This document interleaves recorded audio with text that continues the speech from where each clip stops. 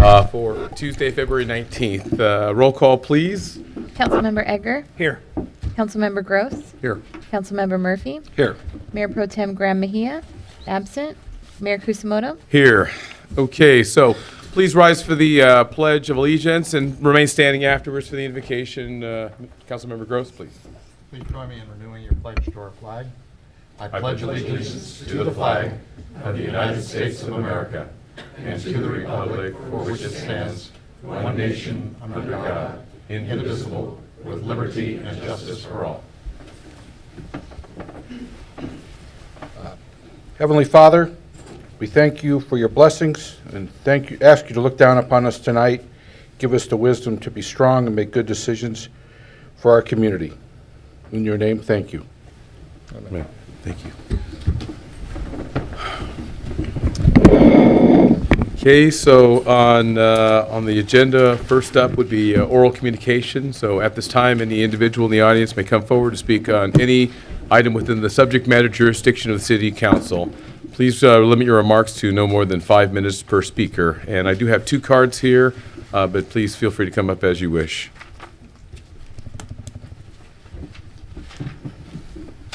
Diana or Courtney? Okay. Good evening, Council. I hope you're all doing well this evening. My name is Diana Hill, and I live on Paseo Bonita in Los Alamitos. I come to you tonight to give you an update on the Sugar Beet Festival. So Mr. Strother and I, as you know, are spearheading the Sugar Beet Festival and now what we've coined the Sugar Town Challenge, which will be a 5K obstacle run that will start the Sugar Beet Festival off. We have a proposed date of July 13th, and we've had some really great conversations in the last month with the police department, with Works, as well as with many of the businesses in the area that would be affected. In fact, one of them, Trend Offsetting, has signed on to be one of our major sponsors, as well as allowing the race to go through their facility and really kind of creating a fun opportunity for us as well. We've also gotten some other new partners, as well as Los Alamitos Medical Center, and then as we've spoken about before, Southland, Orange County Breeze, Clean Energy, and then several. So I just kind of wanted to give you a little update that we were moving forward. We're having great conversations. Staff has been extremely helpful in helping us move this project forward, and wanted to know if you had any questions. So any questions from the council here? I just got just one comment. I'd heard a couple comments over on with some of the charities over on the Cherry, and I was just curious if you've had discussions with all of those. I know it passes through their area, and at a minimum, I would just say I've heard feedback. And Councilman Egger, I really appreciate that, and we have, and I think that's one thing that Mr. Strother and I are really trying to do in coming to meetings, and also to be able to communicate with everybody. And we have had several conversations, and one of the things that we've changed and adapted is that Reagan, is that correct? We won't have the festival get started on Reagan, and the race will not go down Reagan, so that they can do their normal parts of business until about 11 o'clock. okay. I would just offer up if there's anything I could do with St. Isidore or Casa. I would be more than happy to do that. Just let me know. I sure will. Thank you very much. And we also will be at the race at the base on Saturday. We're excited about that. 5:30 in the morning. So Yeah. one more question. So can you expand a little bit on the, what you call the sugar run? Sugar Town Challenge. Town Challenge. What we want to do is create a 5K fun race. It won't be for time. It'll be various obstacles throughout the course. It will stop but not cross over Bloomfield, and it'll be in that area. That will attract a lot of the people to the festival. It'll also give an opportunity to all the nonprofits in the area to sell tickets for the race and make a large portion of that race ticket back. And so that's one of the ways that we're looking at really creating a buzz. Great. Thank you. You're welcome. Thank you very much. Okay, another card I have is for Courtney Meredith. Thank you. Hello, good evening. My name is Courtney Meredith. Good evening, everyone. I live in Norwalk and Fallon Avenue. I am an out-of-district parent and a volunteer in our community as well as for the American Cancer Society. I'm here tonight to speak on behalf of the Relay for Life. It's going to be taking place this June, on June 29th through the 30th at McAuliffe. This year we're having a great kickoff on Sunday, March 10th. It's going to start about 2 p.m. and it will be at Cottonwood Park. Why I'm here this evening is to share this wonderful news about this wonderful event that helps all people with cancer, survivors, and their family members who are help taking care of them. But it's for our community to get more involved. We've never had our council have a team or be there all 24 hours. This is an amazing family event because it touches upon everybody. We have children there. We have a teenager. Right now, he's currently a senior that is recovering from his cancer battle. And then we have all the way to the people who are suffering that are on their way to ending their battle. I would love for Los Alamitos to get involved, our city council to get involved. I'm going to our PTA meeting on Monday to ask all the schools to get involved. And I would love to get Seal Beach and Los Al to have a friendly competition, city council against city council, schools against schools, and all of our friendly communities to get involved because it does cover Los Alamitos and Seal Beach. And that's why I'm here tonight. So could you say the dates again? June? Sunday, March 10th is our kickoff. It's going to be at Cottonwood Park, right there on Farquhar. It'll be between 2 and 5 p.m. It's going to be carnival or a birthday theme. It's our 100th birthday for American Cancer Society. And we will be at Race on the Base this Saturday as well. I'll be there at 5 a.m., Diana. But we will be there from 5 to 1:30 participating in the race, as well as giving out a whole bunch of goodies and getting everyone involved, letting them know what American Cancer Society and the 24-hour Relay for Life walk is all about. And the dates in June? And the June 29th through 30th. So it starts at 9 a.m. on Saturday, June 29th, and goes to 9 a.m. Sunday, June 30th. Okay. And it's 24 hours. We don't sleep. We have tents, but that's just to hold water bottles and extra stuff. But we will feed you. Last year we fed over 2,500 people, and the food that we had left over, I was in charge of the food. The food that we have left over, we gave to Casa Youth Shelter and the local communities to help out. It's amazing. Once you've been touched by this event and you've seen the Luminare event, you're going to come every year and you're going to bring more people back. And it does help our community. We do have a lot of people who do partake in the programs that we have for American Cancer Society. So it's really wonderful for Los Al and Seal Beach. Great, thank you. No problem. Any questions? Oh, Yeah, Courtney, Yes. you guys used to have the paint the town purple thing kick off, We and do. I don't remember that happening last year. We did. We had it about 6 weeks prior to the event, which is usually what we have. The first Wednesday of every month at 6 p.m., we have a meeting at F&M Bank. Everyone is more than welcome to show up, especially with all your team members. But the first Wednesday of every month, and that's where you can get a lot of information. We do have a Facebook, and what we're trying to do is get our local community, our newspapers involved. So every month they'll publish our meetings and then kind of give a little quick note about what's happening, what's coming up, like a Rossmore Car Wash or fundraisers at Polly's. We do a lot of community dinners. Okay, So thank you. And I'll let you know. Definitely, I'll be back if you guys would love to know for more information. Great. I'd love to know who I need to email to get that team going for the city council. So okay, thank you. thank you. Okay, so I only have the two cards. Any other speakers?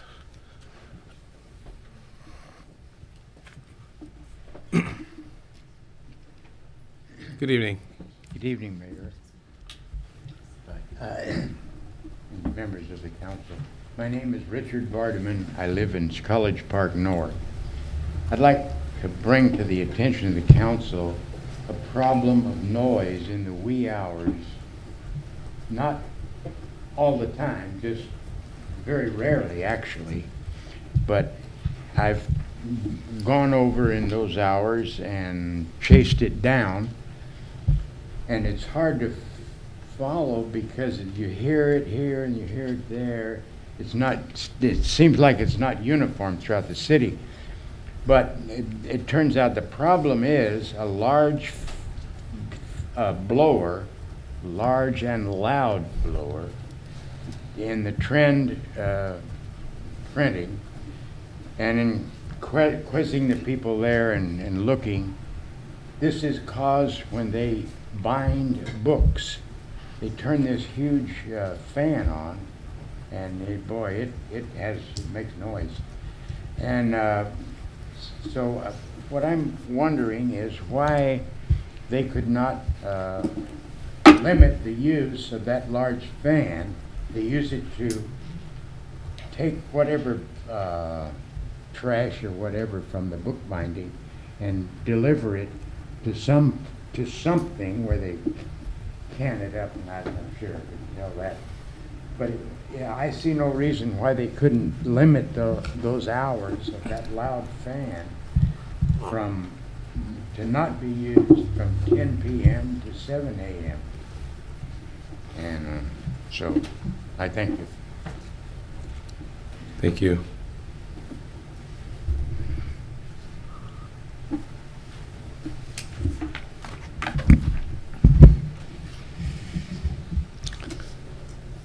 Good evening, members of City Council, residents, and business community. Last meeting, Mr. Egger again insinuated that some of us don't give as much as others.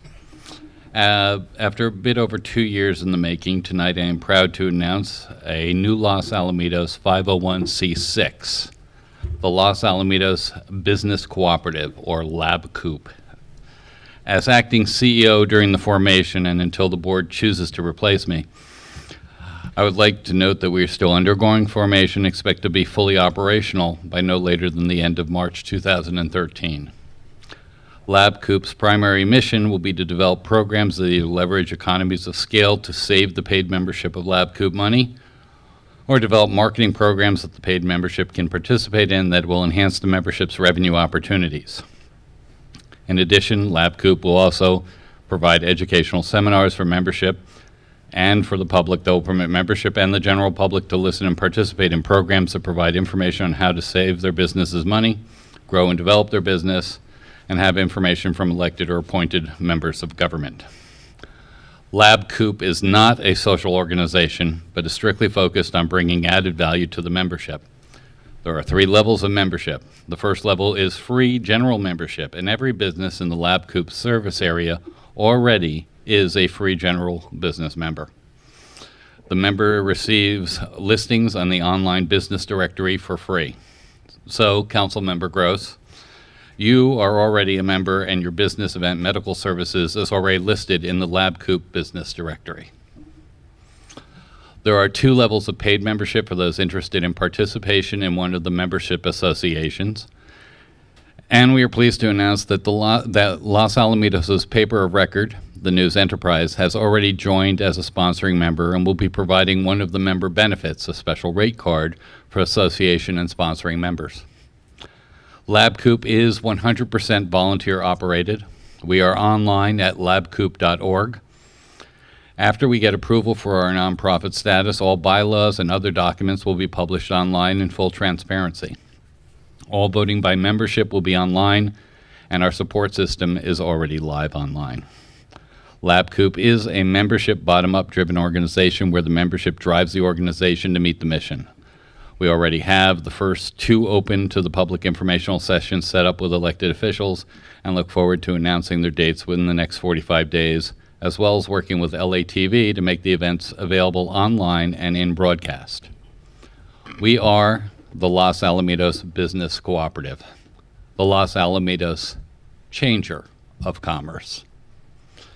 At this point, I'll be more than happy to answer any questions that the City Council or the public may have regarding the Los Alamitos Business Cooperative or labcoop.org. Questions? Yeah, do you think that it's legal to put somebody else's business on your website if they haven't signed up to be a member? We are actually allow any business to remove themselves. We took the public records, and the only information that's there is the information from the public records. So we aren't actually doing anything but right now making the public records accessed available. These are city records, they're the business license records, and they're public records. We have a business area that our service area is the 90720 and 90740 north of the 405. Another question. Yes. So you said this is in coordination with the News Enterprise? The News Enterprise has already talked to us. They are going to be a sponsoring member. We have 2 levels of membership. They also have offered to provide one of the services or one of the benefits of membership to our membership, which is a rate card for our membership that is different than their public rate card. Membership is exceptionally low cost. It's set based upon the size of the business and the association they're joining. Okay. Just one last point. I was talking to a lot of the businesses, and I was hearing that there was potentially going to be an article tomorrow in the News Enterprise regarding or going after the chamber. And I just find it interesting that you're starting an organization that kind of is a competitor with the chamber. And I also, we're going, Lon, who was a guy that was on the chamber board who actually was removed or he went off, is a part of your organization. So when you said about volunteering, I hope that you're intending to try to help build up the community, not break it apart. And it seems like the chamber, from my perspective, provides a tremendous service. And I would, as a personal business guy in this community, please don't ever put my business on your website. I'd appreciate it. Thank you. Well, first of all, Mr. Edgar, your business is in Cyprus, so you wouldn't be on our website. So it's just limited to Los Al? Los Alamitos and 90720 zip code and 90740 north of the 405 freeway. It's the businesses that we in the community participate in. We are not a social organization. We are strictly about cross-marketing and providing information to businesses and increasing the business's visibility. We've been doing this developing this for 2 years. The bylaws right now, I believe, are 13 pages. So this is not something that was started recently. I was involved with the initial discussions on this over 2 years ago. There have been multiple discussions with businesses in the community Right. On what it is they would like and what it is they would need. The structure of the organization shows that we've been listening to them. We're set up with membership associations. Each association has their own leadership that responds to an advisory board that basically just has veto power. Which is then there's an executive board which has veto power as well. The goal here is that businesses will help each other and will work to cross-market. When somebody goes to a hair salon like Sheer Expressions, we really want that person to also go eat at Nick's. We want to make sure that these businesses are all sharing across each other with cross-marketing, the opportunities that if you eat at Nick's, you should know where Sheer Expressions is. If you're going to Ganal, you should know that Windows and Doors is right on Catella, or that you can get tile at the corner of Los Al and Catella or Carpets. There's a lot of opportunities for synergy that have not been leveraged as long as I've been here. And that's basically what this organization is about. It's about leveraging the synergy of opportunity that exists within the city's businesses. And we are strictly oriented to that. We are not going to be doing social functions. We're not going to be having monthly meetings like the chamber. That isn't what this organization is about. We don't compete with the chamber. The chamber is the chamber. We are strictly an organization that's about marketing, cross-marketing our businesses to one another and our customer bases.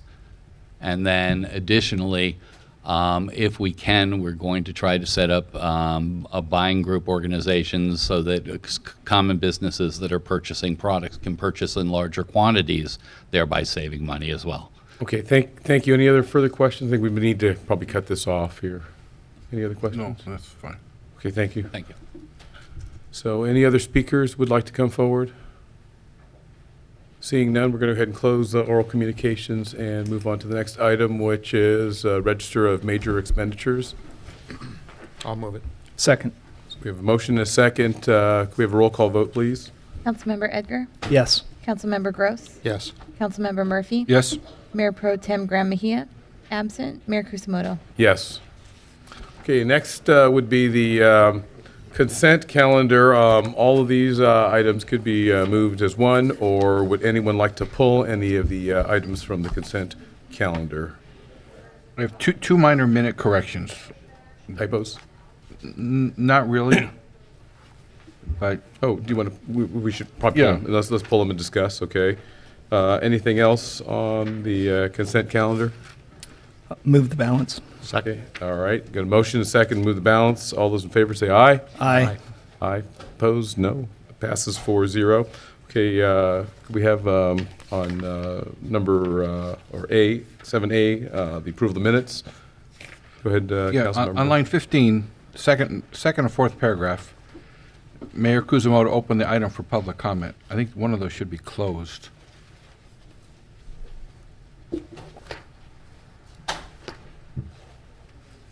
Page 15 at the top. Okay.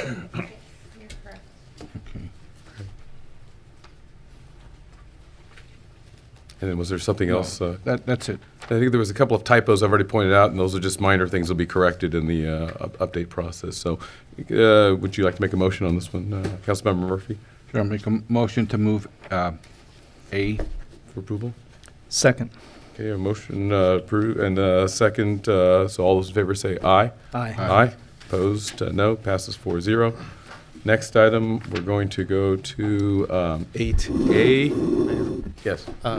We approved an item on the consent calendar, item 7C, the agreement with the new interim city manager, and could I ask Angie to introduce him since he's here in the audience? Oh, sure.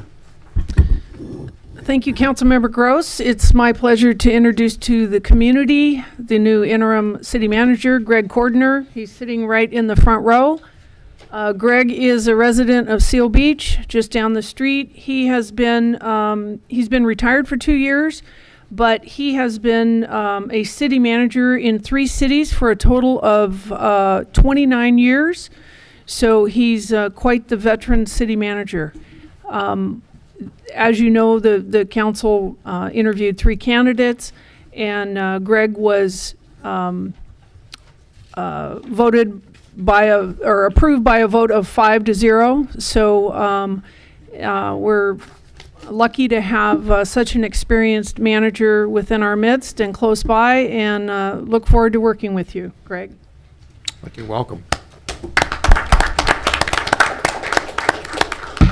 Thank you, Angie, and thank you, Mayor and City Council. I look forward to working with all of you and the staff, and I appreciate the opportunity to be the interim city manager and be employed by the City of Los Alamitos. I've already started working with Angie on some of the matters that was discussed during the interview, and to hit the ground running, Angie has me programmed for some meetings as early as tomorrow. So look forward to that, and looking forward to the race on the base too. So thank you. Thank you. Okay, thanks, Good catch, Dean. Dean. Okay, so next on the agenda would be 8A, the consideration of the city's membership in the Association of California Cities OC. We have staff report, and then we have someone here to speak about this. Thank you. Thank you, Mayor Kuzumoto.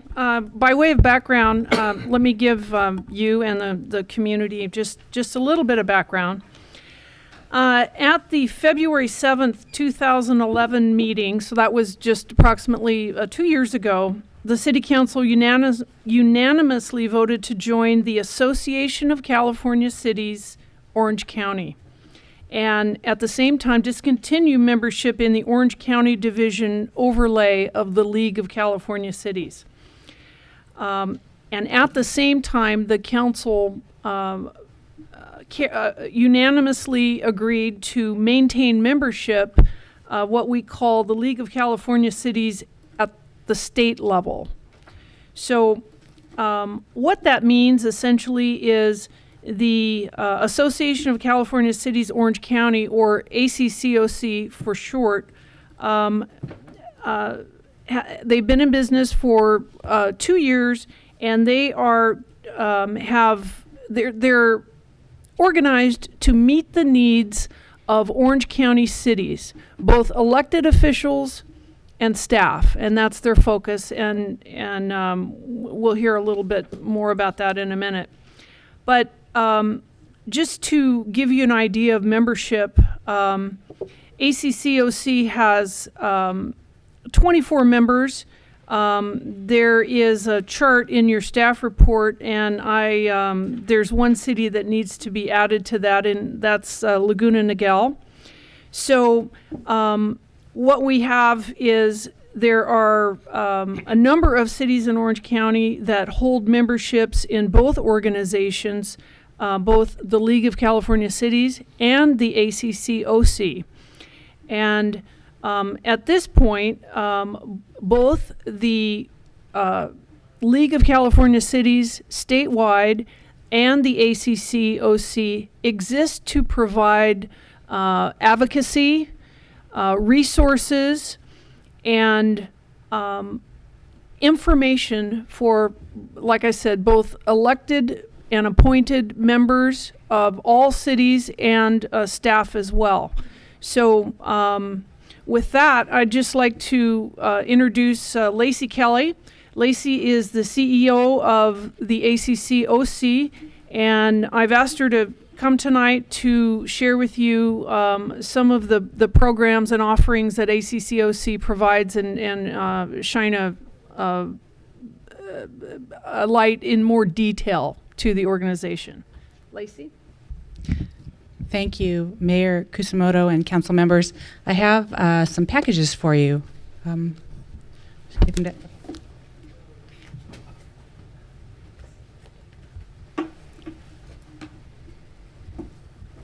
Thank you for having me this evening. Thank you, Mayor, for allowing me to come and present to you tonight. If I were to tell you all of the benefits and reasons that you should belong to ACCOC, I would take a lot more of your time than probably you have tonight. So what I'm going to try to do is to present to you some of the ways that we're unique and providing service to the city in a different way. I'm very proud to announce that as of last Tuesday, we actually have 25 members. The city of Irvine voted to join unanimously. And the reason they chose to do that is because regional representation has never been more important. Having said that, I'm going to go through just a few of the highlights of ACCOC. We did used to be a local division. We broke away in order to have more flexibility and to be able to represent you more clearly and more legitimately than we felt was occurring in the past. We have a completely different model than the League of Cities. So I'm not here to talk about the League's model, but I am here to talk about what we have to offer you and what we have been doing for you as a city. Our approach is what we call from the ground up. What we found in our prior structure, in our prior organization, going back before 2 years ago when we formed, is that one size does not fit all, which is really the essence of local control. Local governments and cities are about doing what's best for your community and what your residents want. And we felt that one size doesn't fit the entire state. And as a matter of fact, Orange County is what they call a donor county, or a county that has a very strong economy that contributes to the rest of the state, and yet we don't always get back all that we contribute to the state. And many of our city leaders had some challenges with that and wanted a stronger voice. To talk about the model that we are here for good local government and to try to have some of your interests known at the state level. What I have found in running the organization the last 2 years, the strength of it is you all and your city managers. In a statewide organization, you cannot get on a regular basis local elected officials and city managers to Sacramento. So it's staff driven. There's all the statewide organizations that represent municipalities, and there are many, are driven at the staff level because you all can't go there every week. What we do have here that's unique is we have our own local delegation, and they are all involved in the organization. And what they like about the organization is that they don't hear from me as your CEO because I work for you.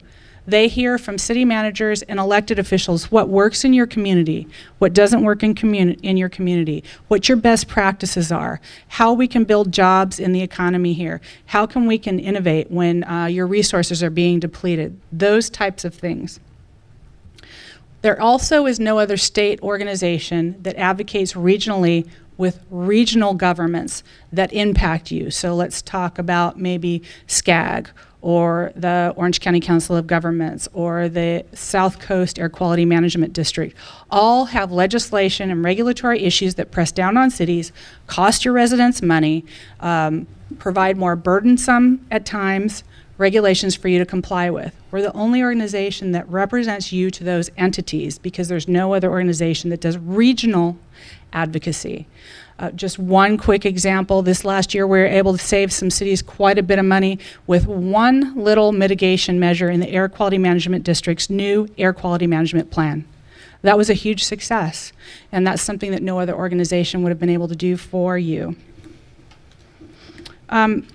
When I look at the state and what has gone on with cities, I personally am a huge advocate for cities. I chose to work for cities because I think you're the most impactful form of government. You're the only form of government where you can go to the grocery store and have your constituents and your residents ask you what's going on with this pothole, what's going on with this and such program in the city. You are the most responsible form of government, and that's why I am here. But we do have a trend in our state and across this nation, and in fact across the world, where more for the higher levels of government taking control of local governments. An example of this about 3 or 4 years ago was in Australia. And I don't remember exactly the region where this occurred, but the state sort of decided to consolidate many cities, and in one instance, instead of 5 city councils, there became 1. Okay, now, interesting little caveat to that, I just got an email from my communications team that says this is happening in 6 cities in Michigan, including the most recent, Detroit. When the state deems a city to be in a fiscal emergency, the governor can appoint a city manager to sort things out, take all financial control out of the hands of the council and existing staff, basically a state-run city. That's what we're looking at here. Last year, we saw this state get rid of 1/3 of local governments in one fell swoop that were constitutionally protected. Constitutionally protected. Now, here's why ACCOC is important. Our state legislature and the legislators there that want to do good work, they want to know what works on the ground, but there isn't a mechanism to provide it. But there is, and I believe that's why ACCOC has been reached out to by legislators, not just within Orange County, who sit on our policy committees, who come to our educational events, but from areas in the Central Valley, in Northern California, in San Diego, in Riverside, to say, we want to know what you're doing. We want to know the ideas you're coming up with. We want to know what's working on the ground in terms of the economy. That's what we'll wrap our heads around. Now, will we get everything we want? No. But is this the best way to deal with our current situation of economic crisis? Yes, it is. It is, and it's working. And quite frankly, it was a little unexpected when we formed ACC. We just formed it to be your voice, to be your accurate, most up-to-date voice. But this is one benefit that is huge and so significant right now. So that's one thing. Now getting down to the basics of money. We have definitely worked really hard. Angie Avery, your city manager, was on my city manager committee, and we've tried to work with them to say, how can we save your staff's money? What can we do to help you in this time of crisis? We have city staff analyst programs where we can actually act as your analyst staff. If your council or your city wants to know something, we've done research for our member cities. We've reached out and collected documents for our member cities. That's efforts and hourly wages that you don't have to pay to your staff. We'll do it for you. The way that you all would get involved in ACCOC is a number of ways, and a number of you already are. We have educational events. They're the best deal going. There's no registration fees. There's no travel costs. If there's a meal involved, we charge you for that. If there's no meal involved, it's free. We also have policy committees. These are the entities that our legislators are most interested in. We survey you, our members, every year in August. We ask you, what do you want us to do? And we have 5 policy committees that you asked us to form. The most popular and impactful one right now is Jobs and Economic Development. We actually have state legislative staff sitting on that committee and others with you and city managers and city staffs alike. And that's why we say ground up public policy, from the ground up. What it really means is that You all are having your voice heard and develop best practices and feedback to the state on what your primary issues are. And you also have your partners involved, your business community, your nonprofit community, higher education, those kind of things. So we would invite you to get involved in those. In your packet, there's just a bunch of information. There's a list of all our policy committees. There's an annual report, a list of our accomplishments. You'll see a number of your peers listed in there. Last week, we did a new electeds orientation. Councilman Murray was there. We had 60 people there, including some county supervisors and many state legislative staff. So that kind of tells you the quality of the programming that we're doing. And I think that I would just end by saying next week, the County of Orange is considering membership in the organization. That's, I think, how impactful we've been in terms of representing this region, which is so unique in this state. The reason that we do have so many knowledgeable and effective public officials here is because we're a tiny little dense dot of 3.5 million people in a state, and we're like 10% of the population right here, and we can congregate, meet, and talk amongst ourselves, and that produces a lot more sophisticated form of local government, a lot more sophisticated public policy. We're an economic driver for the state, and that's why Orange County, Little Orange County, has a voice in Sacramento through this organization that is just Orange County. Okay. Thank you very much. I'm sure we're going to have some questions for you, but I'm going to bring it back to the council. And anybody want to go first with questions, either of staff or of Ms. Kelly? How about just comment? Sure. Okay. Just really excited to watch your group grow. I think that your mix of not only the local businesses, but the use of the county supervisors, the major businesses like the Angels, and the access to the major newspapers is really getting a synergy of the many things that make Orange County operate, and the chance to touch all those people on a local basis. When Dean and I were at your seminar, we met with the city of Yorba Linda, who's had 5 city managers in 5 years, and all they were there was saying, we got to get this right. We're like, well, we found our brothers here. We don't need to reinvent the wheel, and I think that your group is giving a great access for people to get together and see common problems, and also talk to the people who are doing it right, like some of the city managers who you had speak, who had several strong suggestions, and keep it going. Thank you. Yeah, I would also echo that. I've had an opportunity to work with you a couple times when we were going through our transition on city clerk. We got involved with the group that you put together for best practices for city clerk. It saved us a lot of money on being able to go through that. I've also served as a member of SCAG and OCOG for Orange County Council of Governments and the regional Southern California Association of Governments. I think that being able to have, when you're one of 74 regional council members, it's good to be able to come back to the ACCOC and have a group of us in Orange County have a position to actually advocate back to SCAG and say, look, Orange County sees it a little differently. It's because it's a lot different than LA County.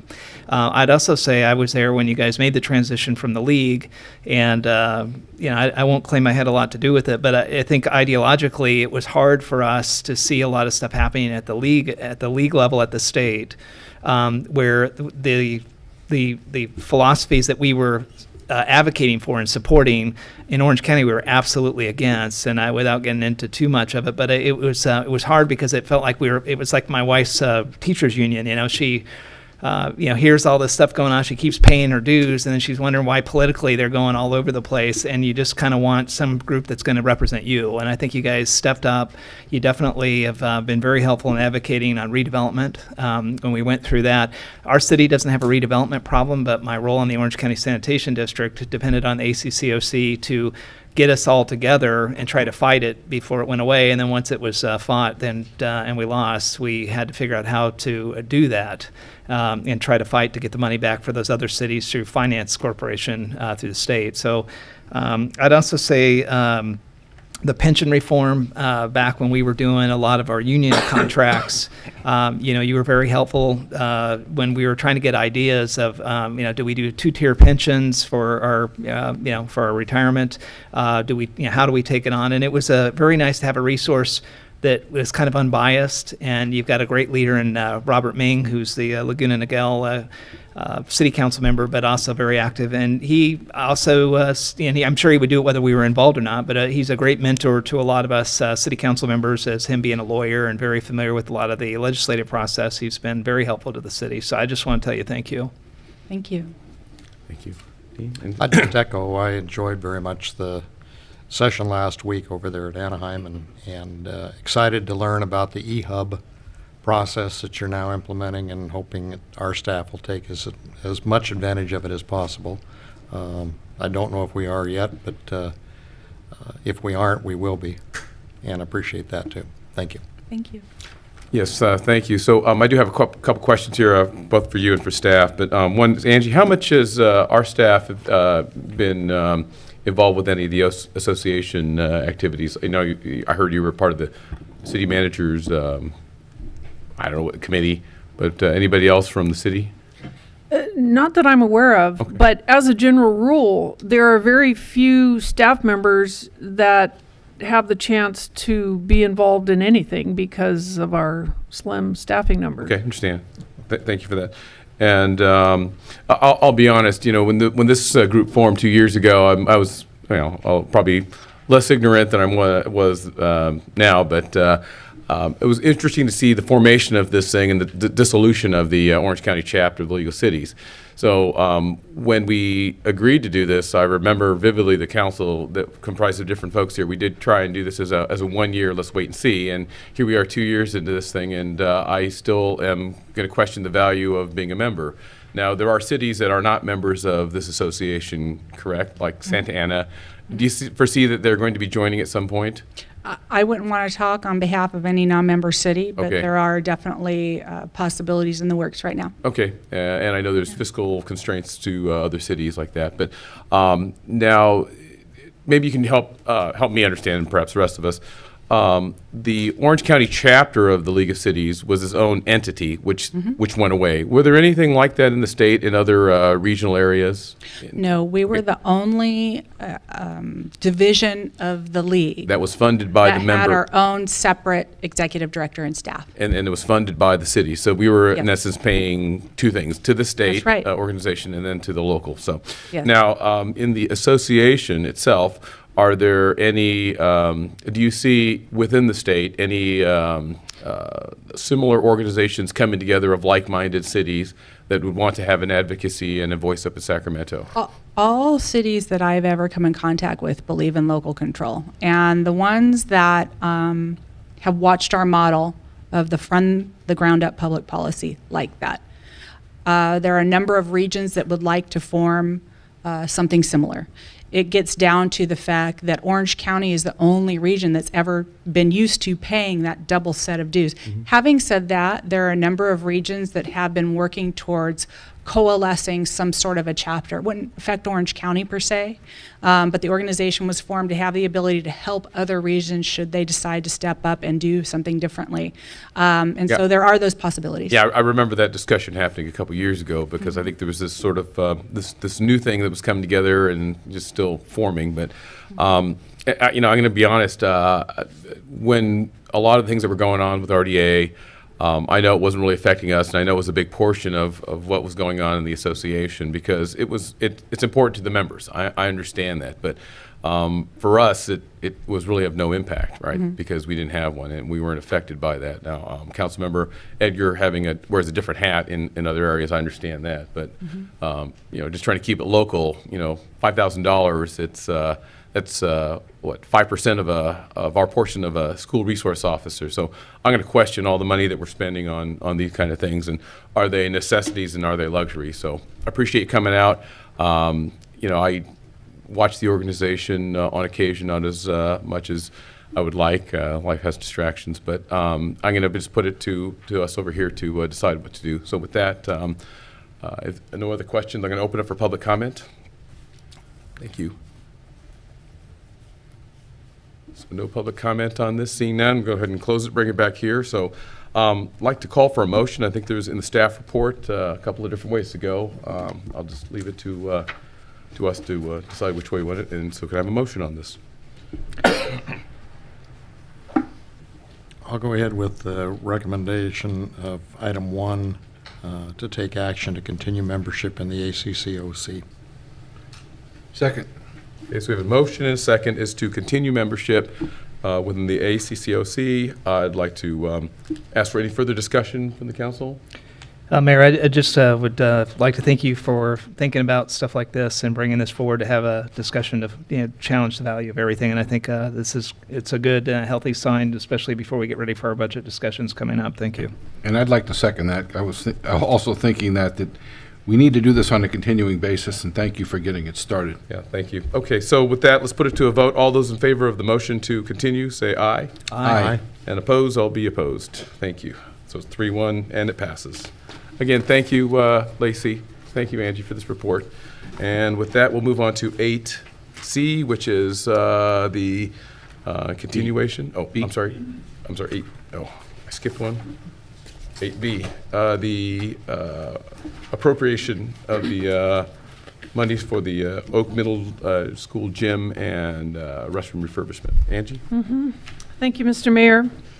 On September 17th, 2012, the council approved the commitment of $300,000 to assist the Los Alamitos Unified School District with the renovation of the Oak Gymnasium and a new public restroom facility at Oak Middle School. Since that time, there's been a number of things that have gone on with the school district, planning-wise, for this project.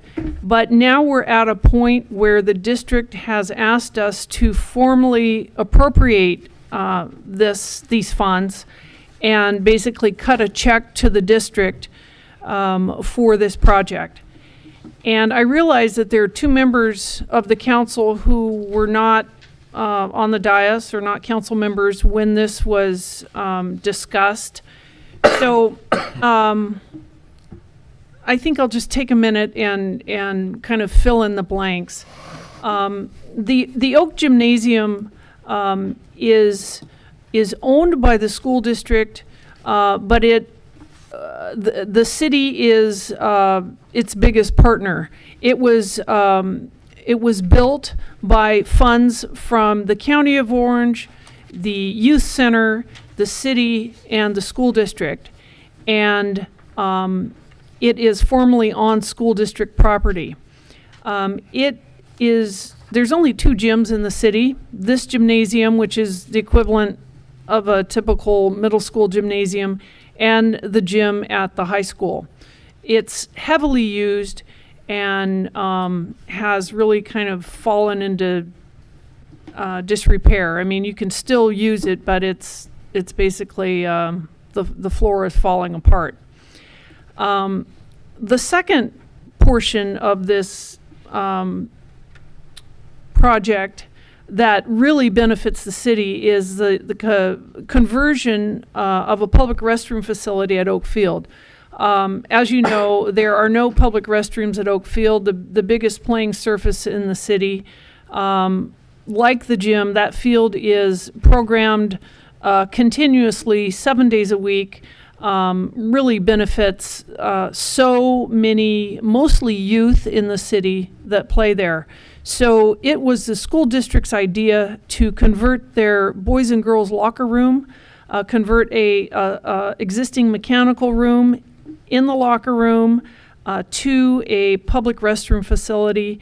And so the public side is slated to be open during the late afternoon and evening hours to serve the public that uses Oak Middle School field. And then the boys and girls locker rooms, conversely, will be only open during school hours to serve the kids at the school. As you know, we have a school district working group. Current members on that committee are Mayor Pro Tem Jerry Mejia and Councilmember Dean Gross. At the time that the school district reached out to us, it was former Mayor Pro Tem Marilyn Poe and Councilmember Mejia. So they made the plea to the rest of the council for committing the funds. If I remember what Marilyn Poe said, or maybe Jerry both, they said this is a kind of a once in a lifetime thing, that the district has the chance, using the bond funds, to renovate the entire school, of which this is a small portion. Working with the school district as I do, I know that they commit funds only for classrooms and things that benefit their core mission of education. So these types of things are frequently left off their list. And take McAuliffe, for instance. It was renovated maybe about a year ago. The project is fully complete. They didn't touch the field. They didn't touch anything having to do with community use at that school. So the recommendation is to formally appropriate an amount not to exceed $300,000, or 1/3 the cost of renovation. City Attorney Skolnick has drafted a funding agreement for both parties, the school district and the city, and it has been formally signed by the school district during their board meeting last week. Be happy to answer any questions. Okay, thank you. So questions from the council? In item 2, under discussion, and I remember that Councilmember Edgar frustratingly tried to get an answer to this the first time around. Do we know exactly what the ownership percentages and liabilities of the gym are now? The formal ownership, since that time, we have researched this with the help of the school district. The project that was originally built in 1974 encompassed the gym and the youth center. So those the funds from the 4 agencies that I spoke about went in to fund both facilities. So ownership of the youth center became ours. Ownership of the gym became the school district's. However, we have a joint use agreement in perpetuity for use of that gym from 4 o'clock on every afternoon of every day throughout the year and both days on the weekends. So that agreement never expires. Was there also a question about liability with regard to use of that facility? Did I understand that correctly? More to ownership, but I would be curious about the liability. I believe that the use agreement, which dates back all of those years, contains reciprocal indemnification type provisions in it. So it, again, it's locked in that basically the district is responsible for its activities and the city is responsible for its activities with regard to the use of the facility. Okay, thank you. And this doesn't change that in any way. Okay. Go ahead. Deb. Okay. A couple questions. One's a little bit of a, I guess, housekeeping. The 4-1 vote that we did, I thought that was unanimous. I didn't remember that went 4-1 in the staff report. If I may? Yeah. It was Ken Stevens had dissented on this one. Okay. The other thing is that we loaned the county money from the Sand District. We loaned them like $60 million for a project outside of the district, but it was a county kind of joint agreement thing. And just a little bit of history. When we gave them the money, we gave it to them up front, like they're requesting, and they held on to it. And that's a lot of money that we could have been earning interest on. Their construction costs came in a lot lower, but they kind of held it as retainage because they wanted to wait till the project was done. Our relationship became a little strained because we wanted to get our money back, especially portions that we knew wouldn't be utilized, but we had put together an agreement that we couldn't take our money back until the project was done. So my questions are around the timing of when do we actually start incurring costs jointly on the gym. If it's in here, just point it out to me. And two, it seems like the 5-day requirement to get the funds immediately. I just want to have a better understanding of what the requirement of, because that's what I had seen in the detailed contract.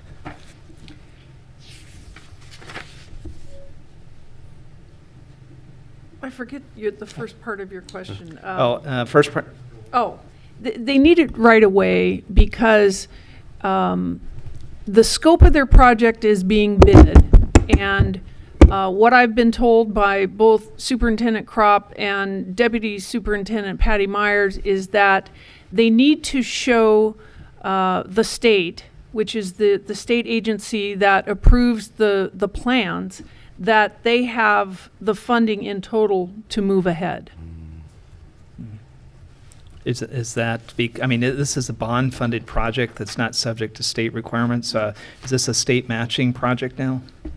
The architecture, right? It's the DSA, the Department of State Architects, that has to approve every school project, not just our schools, but throughout the state.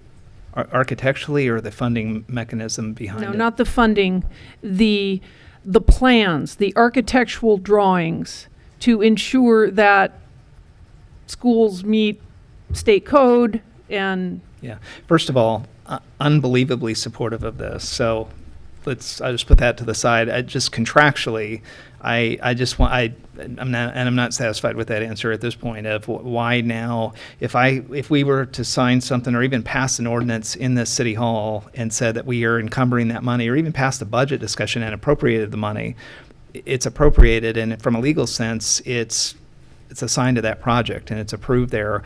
I guess I don't see the sense of urgency for handing the money over immediately. But if, maybe up here people has a different view. I just, and again, the lesson learned was once we put the money into the project, we might have a challenge if the construction's delayed, if there's any parts of this. I guess I don't see enough in the staff report to give me a better appreciation for the timeline on the project.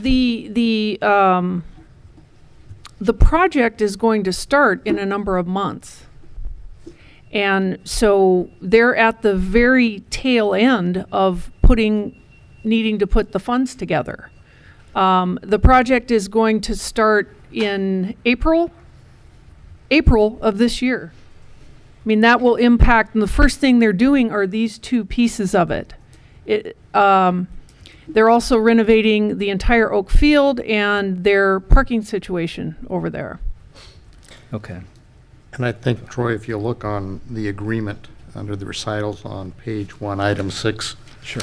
it states that if the district does not commence construction by October 1st of this year, and the district does not complete the project by October 15th of 2015, they refund the money to us. In fact, they anticipate commencing construction much sooner than that, and I believe 6 months sooner than that, and completing it a year sooner than those deadlines.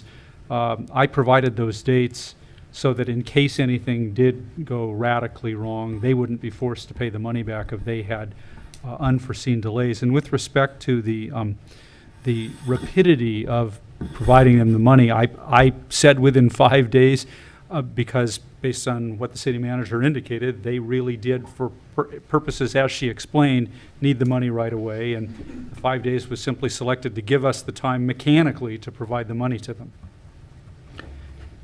Let me make one more comment, and Corey, you can add if you'd like to.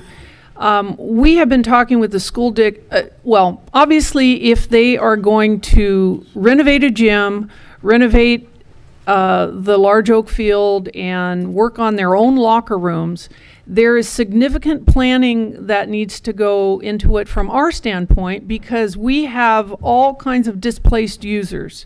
So we have been in discussion, I would bet, for at least a year since I left, about the impact of those displaced user groups, most of which are youth. The other thing that I want to point out is their track record. This is the tail end of their Measure K funds. They have come in on time and under budget for all of their school projects. That's why, you know, if they didn't have such an impressive track record, this may be an iffy thing, but, you know, they have a darn good track record. No, I'm okay. I had the same questions for Angie this afternoon, Troy. The idea of giving the money forward, I'm a strong believer when you're the one writing the check, you have a lot more authority than you do when you're begging for the money. And I would much rather be in a position, I understand why. And I also, since I'm busy closing the base as we speak, I'm also for this, but I want to make sure that we're good stewards for our money in this regard. It concerns me that number 3 says the district shall use city funds to pay for the cost of the project. And if I may make a short editorial request here that if there's ever a good reason for the agenda being out a week ahead of time, and I realize this one could not be, this is the exact reason I'm asking for, because there were a lot of questions that we could not get answered in the one day we had today to get this done. But I'm concerned about overhead and how the school district will apply overhead to this project. I don't think anybody's thought of that. But we're looking for a refund down the road potentially. I don't want 25% to be added to the cost of the project just because the money's sitting there. Well, let's use it up.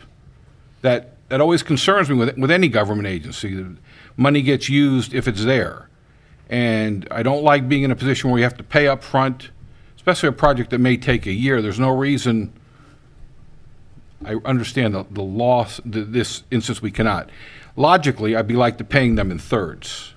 But I also would like some language that talks about what are costs, what is overhead, what are we paying for?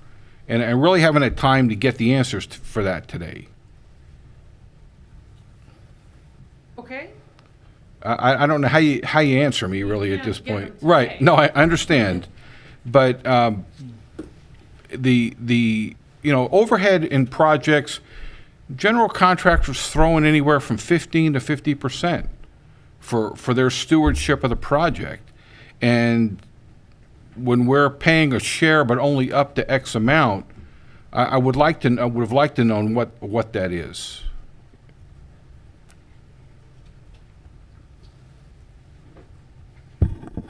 I don't think we can give you thorough answers to those questions without potentially having a better understanding of exactly how they've got all of those costs allocated. And in terms of the logistics, if the council, since this has already been approved as written and in fact executed by the school district, if the council wishes there to be more specificity regarding those kinds of things in this, or has hesitancy about paying the money up front, I think you can tell us what you want, and then they'll have to take it back to their board.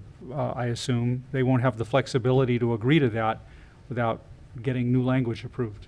And I don't know whether that's damaging or not. And I understand we're working well with the school district, and I don't want to do anything to disturb that spirit of working together here. The same thing we're trying to have up here. I'd like to keep that momentum going. I'm just concerned how we figure out, how do we define costs, I guess really is what it comes down to. Okay. Good questions. Any other Thank you. questions? You had something else, Councilmember Baker? I mean, maybe a middle ground if we, are trying to meet the time requirement is that, I don't think it was a unilateral contract that was sent to us to say just take it how it is. I think that it would be, we could approve something in a motion that just requests for more clarification on that item. And I don't think that this agreement is that we're not allowed to actually amend it too. So, maybe, we're able to make the modifications on the cost structure for the project or request that in an informal response back to us to just explain. Because I think part of it, first of all, we do have a great partnership with the school district since I've been on the council too. They are a trusted partner. But I think they would also appreciate, direct requests of, hey, this, we're watching, that's our money. We just want to make sure that we're not getting hit with high overhead amounts and if we are, like you said, they've done great work on everything they've done so far. And I think we just want to have a better understanding. I don't know if it's at a point we would say we don't want to do this. It's just maybe the motion would be possibly to approve this. And we would also like to get some more details on the cost structure. Do you have an idea? There may be a way to approve it. This is 1/3 of their project, and they came and asked essentially for an amount, from my recollection, and it was approved. In fact, we've already had the photo op at the school board meeting giving them the big check. So this is just kind of perfunctory behind the scenes. However, if we were to approve this and add a section to it requesting some type of audit at the end, just to protect us from that standpoint. Well, we actually have that provision in there, but what we really haven't done is, as I hear the discussion, the one thing that the agreement itself doesn't reflect is what constitutes costs and what doesn't, specifically with respect to the overhead issue. Full disclosure, I'm the one that wrote this. They didn't provide this to us, and I wrote it, frankly, very quickly, because we were not only dealing with agendizing it for this council, but the school board's timeline was what made it happen very, very quickly. And I made, I guess, the implicit assumption that these kinds of issues were already dealt with last fall. Yeah, no, I agree. And did not know that there were any issues remaining regarding things like what constituted costs and what didn't. So perhaps I should apologize for that. I also made the assumption that it was fairly specifically costed out to where the great likelihood would be that all $300,000, or virtually all of it, would be spent, that we weren't really expecting to get any substantial refund, and we only put that in there in the event that they were able to bring it in substantially under budget. And the other thing that, Measure K has, I don't know everything about it, and I don't work for the school district, obviously, but anytime you pass a bond issue, it has its own requirements about how the funding should be used. And they have their own advisory body that reviews how they spend the bond money. And so possibly, it could be as simple as me writing a letter to the school district asking for an update periodically, or we could request a school district representative come to a council meeting, or all of the above. With regard to overhead, because I know it is not their intent to use this money for administrative overhead. And in fact, this money is 1/3 of only the athletic related costs. Doesn't even include the modernization to the classrooms and things like that. So offer that as... Just one last question. The status tracking of the project, even some of us that have a lot of care about our own CIP projects and we approve them, what is the governance structure for this project? Is it a substructure of that oversight committee that, if we wanted to go and attend something so that we could, not as in an official representation or a funding source, but as actually just to see what is the status of this, what is the mechanism for this specific project? Well, it's the city school working group. Every quarter we have a meeting and they give us an update on the facilities that impact the city. Okay. Any other questions? So I just have a few. So good discussion, and I appreciate Councilmember Edgar, you're bringing that up about the what happens if it does get tied up. Those are something I wish we'd have thought about that back in the fall, but we're here. We're at, and it's still a good thing. Excuse me, but excuse me. So with this, I do understand a little bit about the need to show the money up front for the school, because if I recall, there was a booster group that raised money for a weight room for the football team, and they couldn't get it built, and it was just the craziest thing because it had to go to the state architecture. So I do understand that the school has its own bureaucracy to work through, and we are partners with them. And I do resonate with what City Manager Avery says about they've been good stewards about the projects they've done. They've finished them on time. They've got their logistics all planned out. They selected good performing contractors. So I think we kind of lucked into this one. Well, it was, I think, kind of an emotional decision we made back in the fall, and I think we just got lucky. And we're moving out in faith. And I think the other thing is that the school was going to do this regardless of whether we participated or not. And I think what this does is it enables them to make the facility a little bit nicer for the community. And as you said, after 4 o'clock every day and then weekends, I mean, that's for our citizens, the people that come and use our facilities, that's for them. So I'm going to be supportive of this as well, however it gets moved. So with that, I'll call for, let's see, did we have public discussion? So we have. Not yet. Yeah, so with that, any other questions? I want to open for public comment. We have somebody here to speak. With all due respect to the city work group that's been working with the school district on this, I for one would like to know how your Parks and Rec Commission felt about this project. And it's kind of a loaded question because I don't believe that this project was really presented to them until after the fact, until after it was approved. And so I'm standing here today because we have some new councilman people on the sitting up on the dais, well, one returning and a new one, to remind you that you guys have advisory commissions that would serve you well, that would give you good advice, made up of people that you've appointed to sit on them. People that very involved in the community, people that understand the complexities of the relationship between the youth center, the city, and the school district, people that are very intimately aware of what the youth groups need in the community. And so I want to encourage you to make use of that valuable resource that is committed to the city and comes in once a month, and would much rather be able to give you advice on these than to be told that this has already been approved. And by the way, guess what? There's this cool project going on.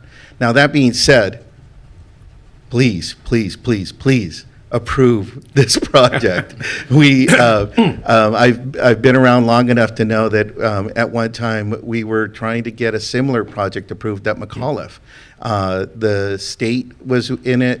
The city, I think, was enthusiastic. At that time, the Parks and Rec Commission was well aware of it, well in support of it, and through some bureaucratic mess at the school district, I don't know if it was anything specific to what you're asking about today, that project went sideways and it never happened. And to this day, we regret the fact that there aren't public restrooms for the youth groups to use on the weekends and after hours. And so all of that being said, this is a very valuable project.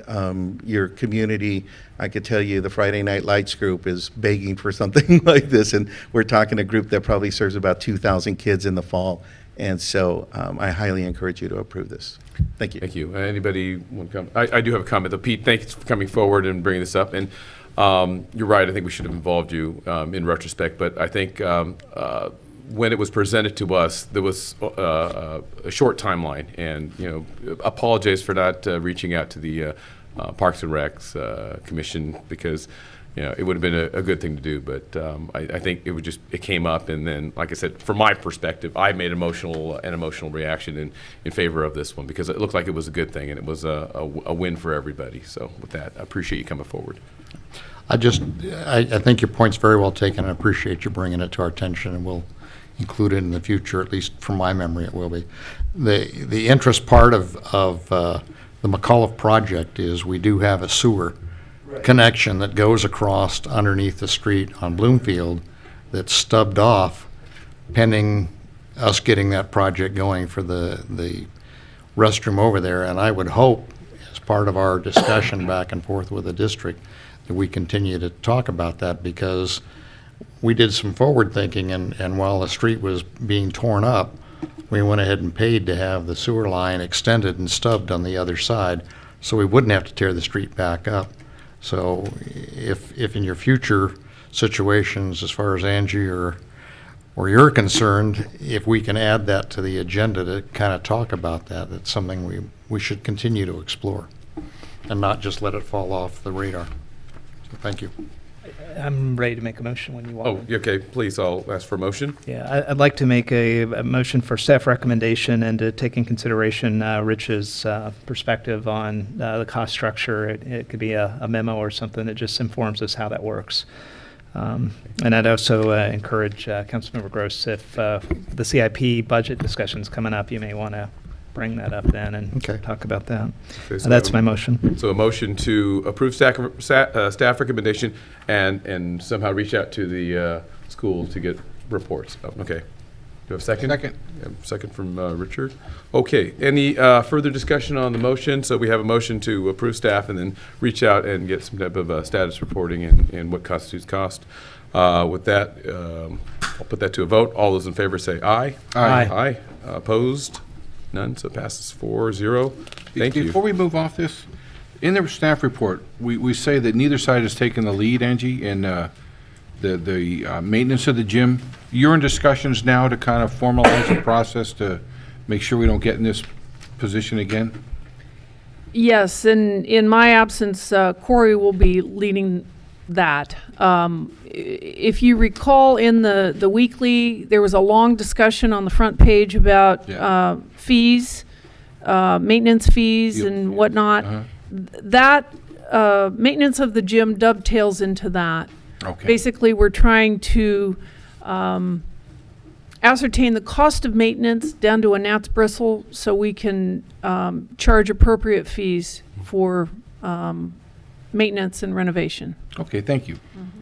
For all facilities, not just that. Thank you with that. So the next item on the agenda is now 8C. It's the continuation of the Business and Residential Improvement Program. We have the staff report. Mr. Mayor, members of the council, thank you very much. It's already been a year since the Business and Residential Improvement Project was approved. It was approved last March 5th with a sunset date of this March 5th, so it's coming up quickly. As a reminder, the Business and Residential Improvement Program was a program where the city council approved taking money from our reserves in order to rebate building permit fees for both residential and business commercial properties in Los Alamitos during this past year.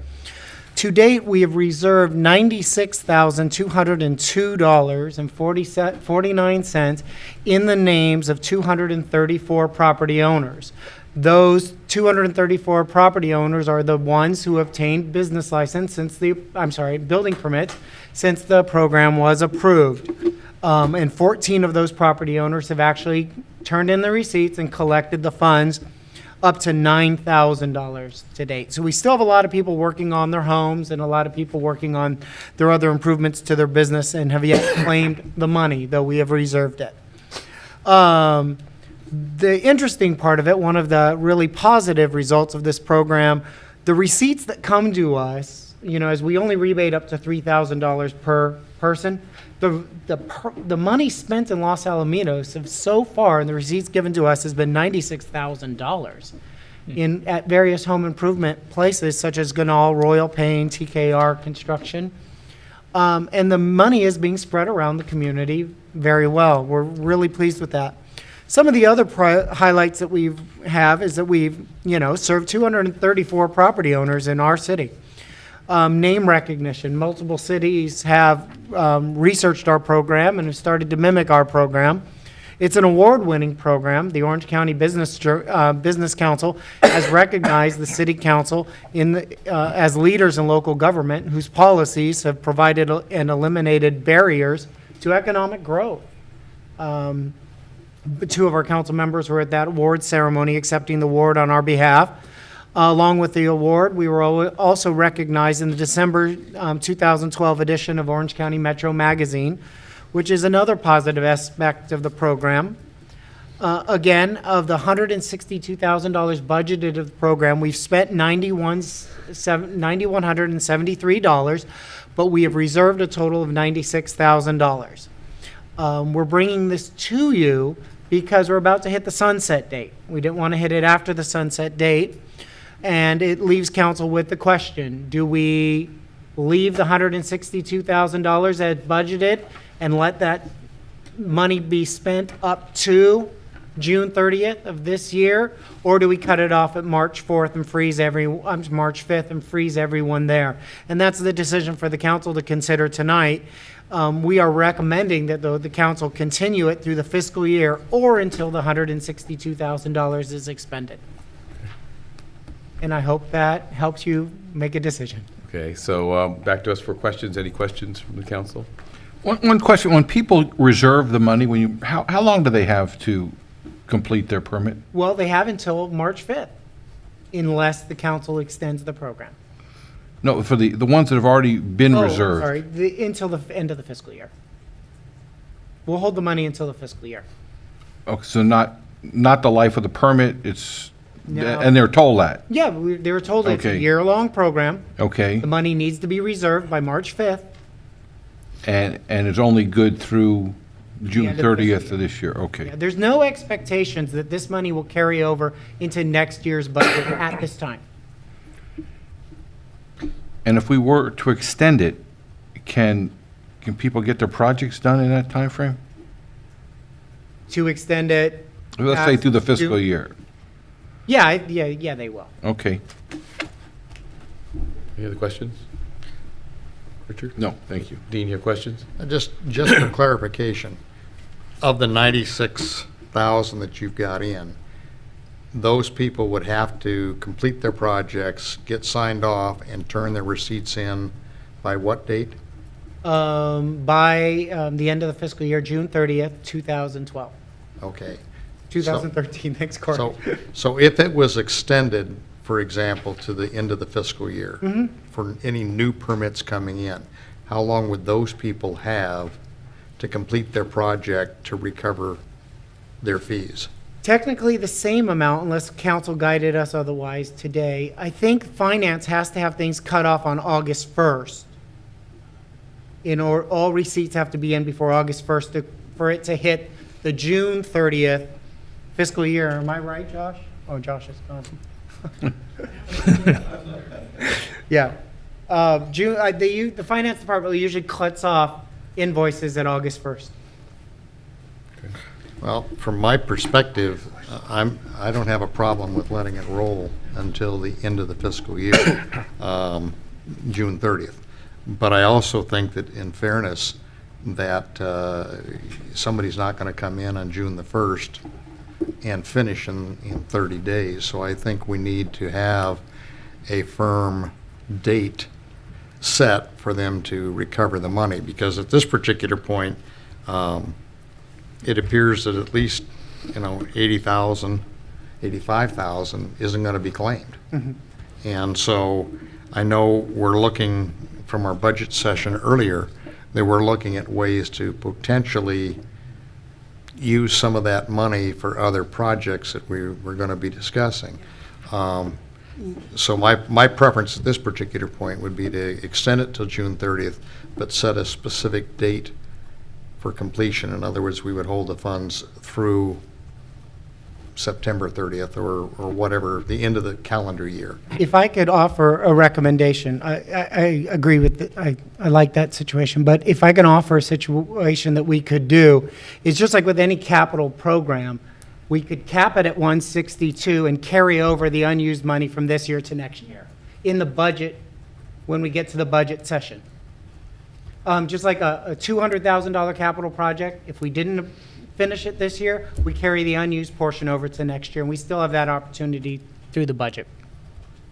Any questions? No. So I have a couple, then I'll defer to Councilmember Egger. But of this 96, roughly, 10% has been cashed in. What's delaying the other 90%? You are asking my question. Oh, sorry. You were right. Do you know what's delaying the other 90%? Is it just timing? The length of their construction. Okay. Yeah. Okay, and then the other question, I'll go ahead and just ask it. The mix of residential versus business property type things, roughly, are they half-half? Are they 75-25? Very roughly, I'd say 80% residential. Okay, thank you. And then I'll defer to Councilmember Egger. Yeah. Just the bookkeeping on the 96,000. I'm focused on that as Warren is 96 and 1,000. You say committed and $9,000 actually spoken for, but you've seen receipts for 96,000 too. So I guess my question is, yeah, I've done a couple of projects at my house long before this. I didn't get any benefit of this. But, you know, when I pull a permit, I come down, I get done with my project, and I turn in the permit, or it's signed off, and it's closed out with the city.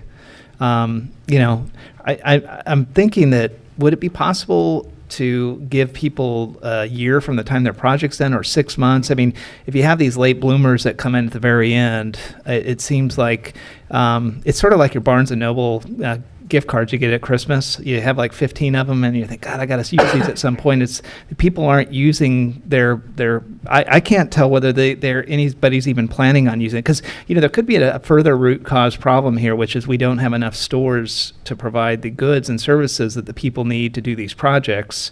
And therefore, you know, this is a great idea, but we don't have the infrastructure of the shopping to be able to get it done. So they'll never cash in because they weren't able to find. And, you know, the message to business community through the, you know, would be, look, you know, if you're out trying to start a business or you have a business line, what were the items that they weren't able to find within the city, so we can actually try to give the business community more information to help them make money.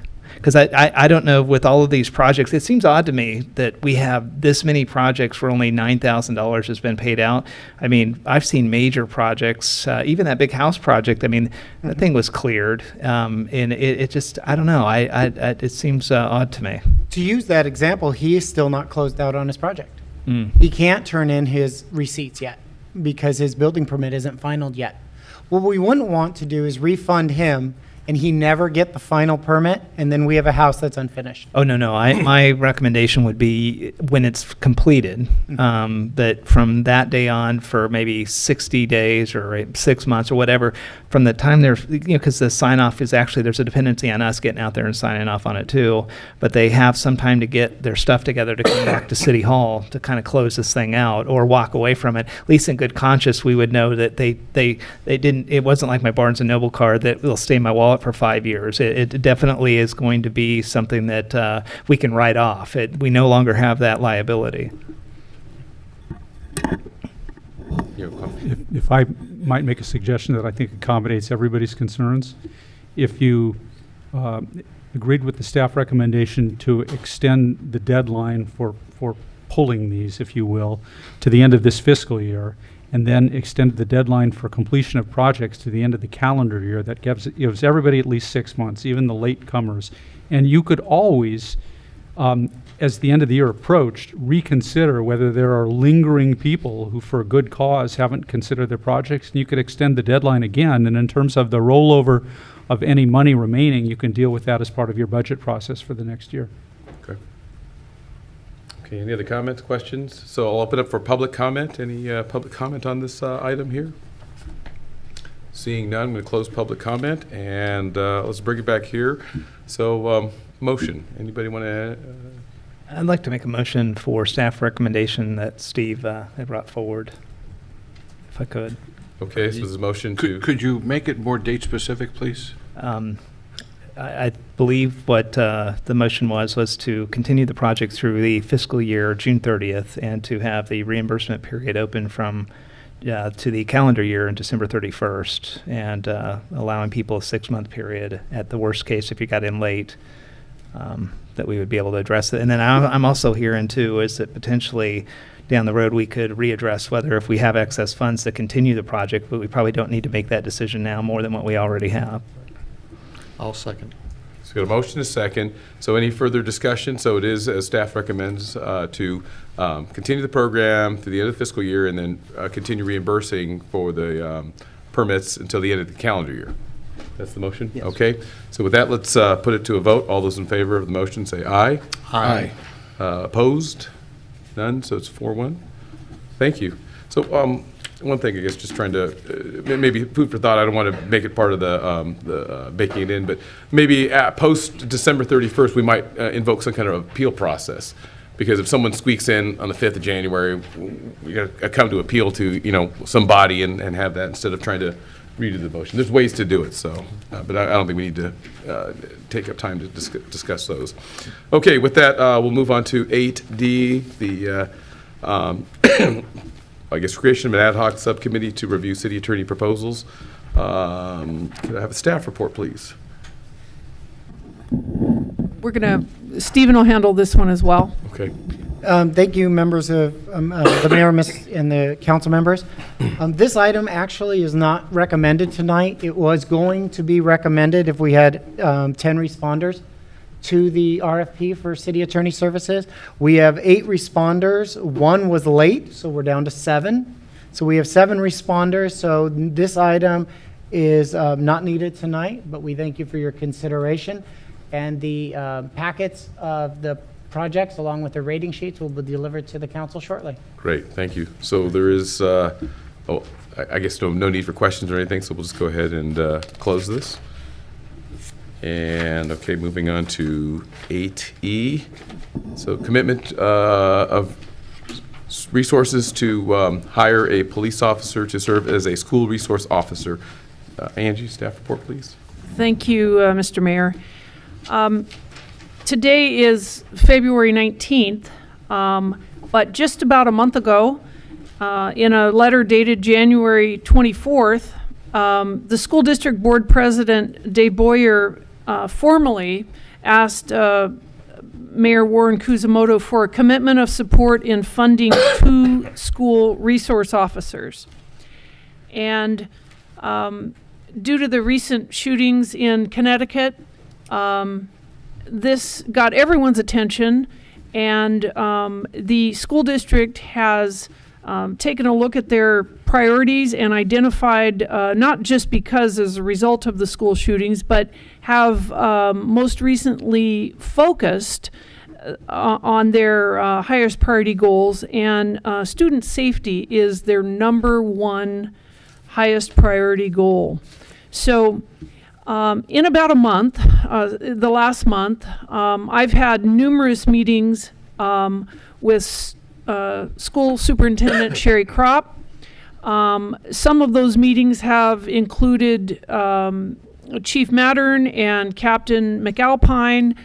Some of those meetings have included Seal Beach City Manager Jill Ingram and her new chief. And we were all trying to figure out how to move forward on this issue.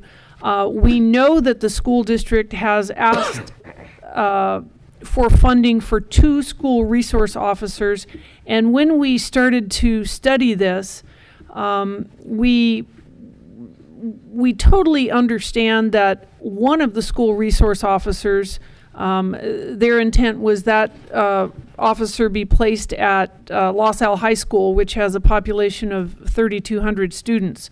And so in our discussions, we had a hard time figuring out operationally what the second school resource officer, how they would spend their days. And most of this revolves around the fact that we're used to having a school resource officer at LaSalle High, and both parties, both the district and the cities, understand what that model looks like. So in our most recent meeting, which was February 7th, just a few days ago, we all came together and decided, well, we're having issues all concerning the second resource officer. Maybe we should just put that aside and focus on how do we put the funding together for 1 school resource officer, and how do we move forward with that. So at the same time, the district in their Board of Education meetings have made a commitment to hire a director of security. And I don't know if you know this, but the director level in their personnel system is 1 level down from the assistant superintendent. So they are making basically a solid commitment toward student safety. And then the second part of it is they're reaching out to the cities to fund the SROs. So we informally have talked about how we would get this school resource officer funded, and who the resource officer would belong to, and all of the operational issues surrounding that.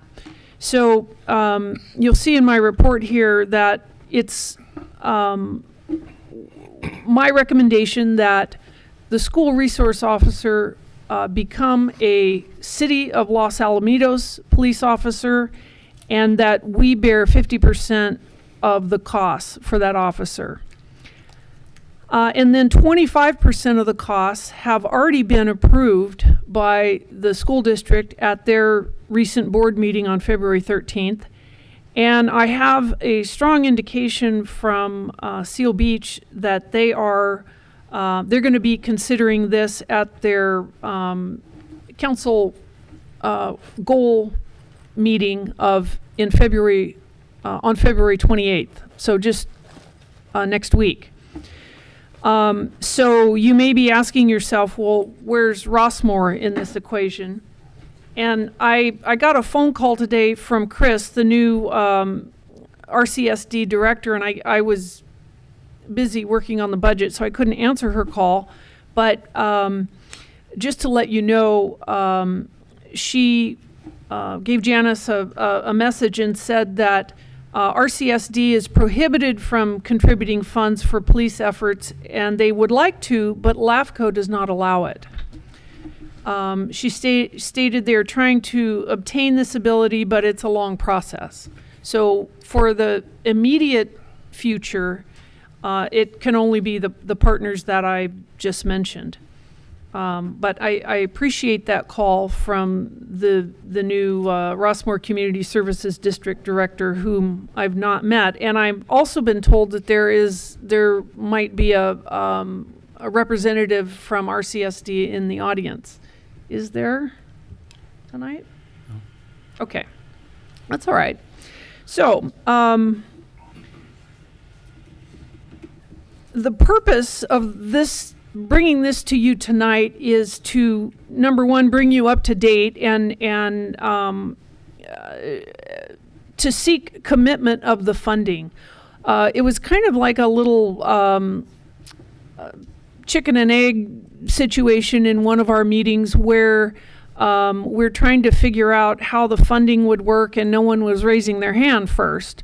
So because of this meeting on this date and just how it all played out, and talking to Chief Mattern about the realities of hiring another police officer, and just that if that officer becomes one of ours on the force here, we felt that 50% of the costs should be paid for by our city. So if committed to this idea tonight, the next steps would be to create a memorandum of understanding for a period going forward, because obviously if we are going to fund an SRO with these parties, we need to solidify that and not obviously just make it a one-year commitment. You cannot go forward to recruit a police officer and all of the training involved and all of that with just a one-year commitment. So let me turn it over to Chief Mattern if you have anything to add to the discussion. I don't think I have anything immediately to add, but I'm certainly ready to answer any questions. Okay. Thank you. One last thing, this is in the report, but just a reminder, it's anticipated that this officer would work hand in hand with their director of security, obviously, but also be trained like a typical police officer in our system, and not just dedicated to the SRO function. And all parties want this to be effective and to have this officer up and running as of the September start of the school year next year, or this fiscal year, this calendar year, next fiscal year. Okay, with that, questions from the council? Yeah, Good. I'd like to start. A couple things. the SRO officer, just as a point of history, Chief, Los Alamitos provided the SRO through 2008, correct? And we solely funded that out of our own budget, even though primarily that officer served in this type of capacity for many years. It was a field assignment very similar to detective or some of the other field assignments that we have. And the reason why we would do it like that in a rotation, because this job is about building a relationship with the rhythm of the school. We get to hear what's going on within the school by being available and seeing what's going on. They establish relationships with some of the students and the teachers. And so this SRO process was something that we need to have stability when we place an officer out there, correct? Correct. At that time, we discontinued the SRO in 2008 budget-wise because we couldn't afford to continue to do that. And I'm not coming out in any way at this point, but I will say that the economic condition has gotten, probably worse than it was back in 2008, but we're going to still consider this because of the importance to the community. Back in 2008, as a form of history, we'd also had requested the discussions with the jurisdictions, Los Alamitos, Rossmore, and Seal Beach, because we all three, it covers, 30,000 folks are a part of the school district and they cross over. A correction to the jurisdictions, though, the jurisdiction absolutely is not the RCSD for this issue. They're the Parks and Recreation and Community Services District for parks and lighting, et cetera. This is clearly a county supervisor issue that needs to be discussed in more detail with John Morlock as a second district supervisor, and the funding specifically would come from him. And so I would hope that I know I've had a couple discussions with some of the city council members in Seal, and we've collectively are looking at John to help out on this. But I think that I would be very interested. The news to me that I didn't know is the school district was actually going to pay 25%. So we were all going to pitch in. So actually, we have an opportunity to get the county involved to actually split it 4 ways. But back to my SRO history part, and the thing that I'm curious on, Chief, Sandy Hook has caused this as a reaction. And Sandy Hook was not an issue with intelligence of what's going on in school. It had to do with access to the school. So my question is, SRO officer is not going to be setting up a table in front of the school, checking people coming in through the front gate. So with your discussions with the district, what is the security policies on what are they going to do? My wife's a teacher, so they have field duty. Is there policies in place that are going to actually have somebody control or at least monitor the access? Because I don't feel like we're solving the access problem with an SRO. I think we're solving the rhythm of what goes on in our school districts so we can find out more intelligence and be smarter in our community, and that presence possibly suppresses things to happen on campus. But I'm confused policy-wise what we're trying to achieve here. Can you help me out with that? Well, I think that's part of their overall plan, not just adding a school resource officer, but also in adding their director of safety to look at their policies, to see what they're going to do, not just with providing a uniform presence, but also with respect to access and those other things that you brought up. So have we seen any sort of district policy approved that controls the access or potentially adjunct duty that would fall on the teachers or administrators? Because when I hear that they're hiring an administrator, a high-level district superintendent or assistant superintendent, is that to manage our SRO, or what is the infrastructure between the district supervisor and our police officer? I think that's to manage security in general, school security that would encompass emergency plans, access, safety, and be the primary liaison with the school resource officer. Today, do they have people doing that job that just aren't coordinated, or are we talking about they're going to establish a new organization, and where do those people come from? I think they're looking for somebody that's more of a specialist. Okay, so that means they don't have it yet. They're going to establish an organization around security, and they're going to start with the most senior assistant superintendent to build an organization that they're going to be able to fund. And as a part of that group, the SRO officer is an additional resource to that mechanism?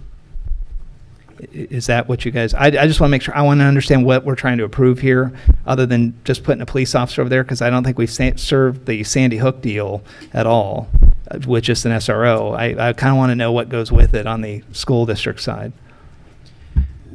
Well, Sandy Hook was the moment in time, the tragic moment in time that made the district look at their operations and think, wow, there are a lot of things with regard to safety that need improving.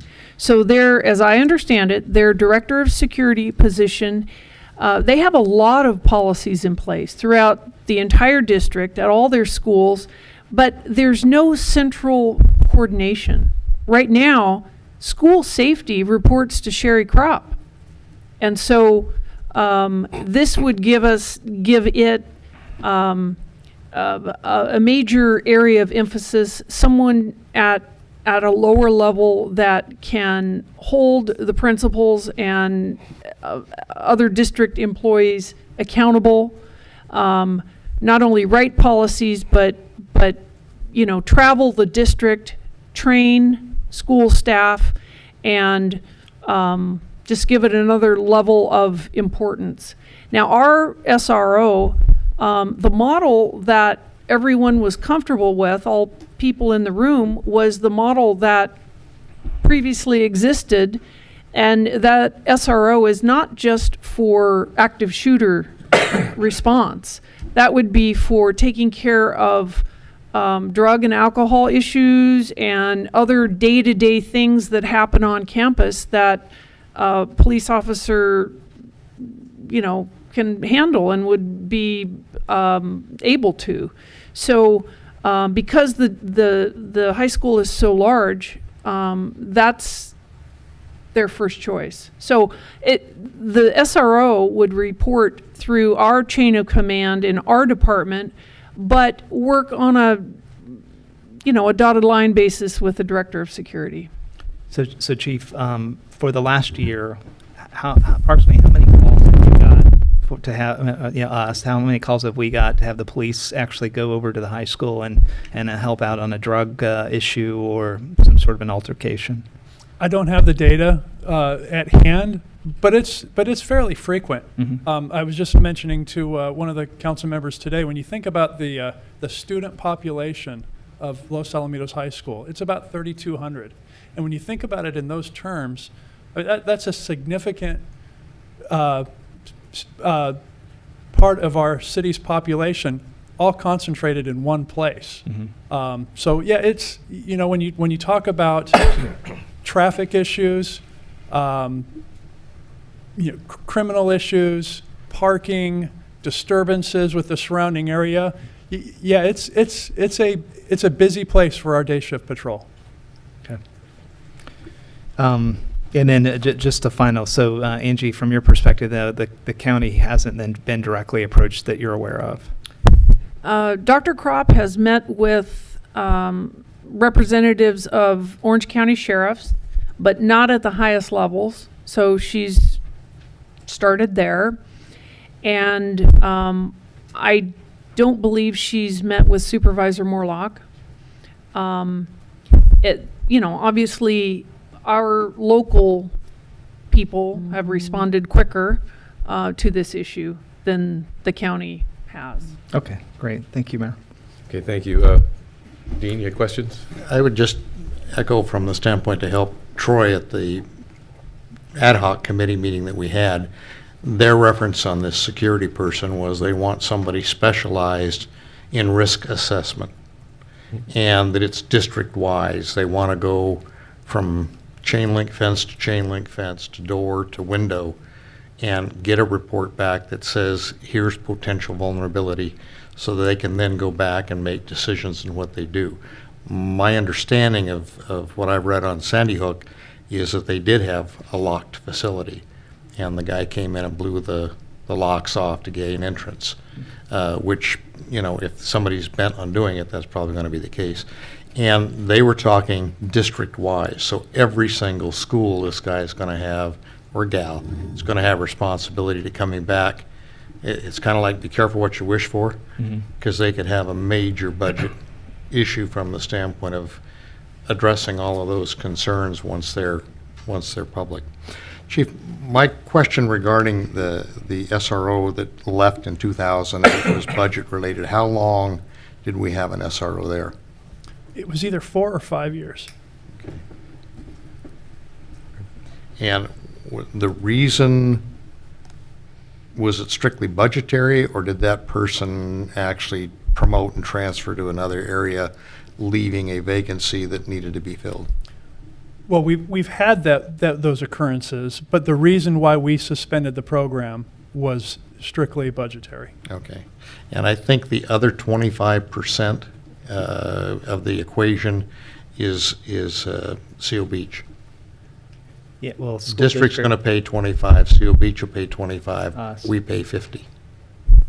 Yeah, and I'm just wondering why we can't approach the city and have them pay 25. You mean the sheriff for the county? Well, it's not the county. The Board of Supervisors has jurisdiction to be able to fund the sheriff, not RCSD at all.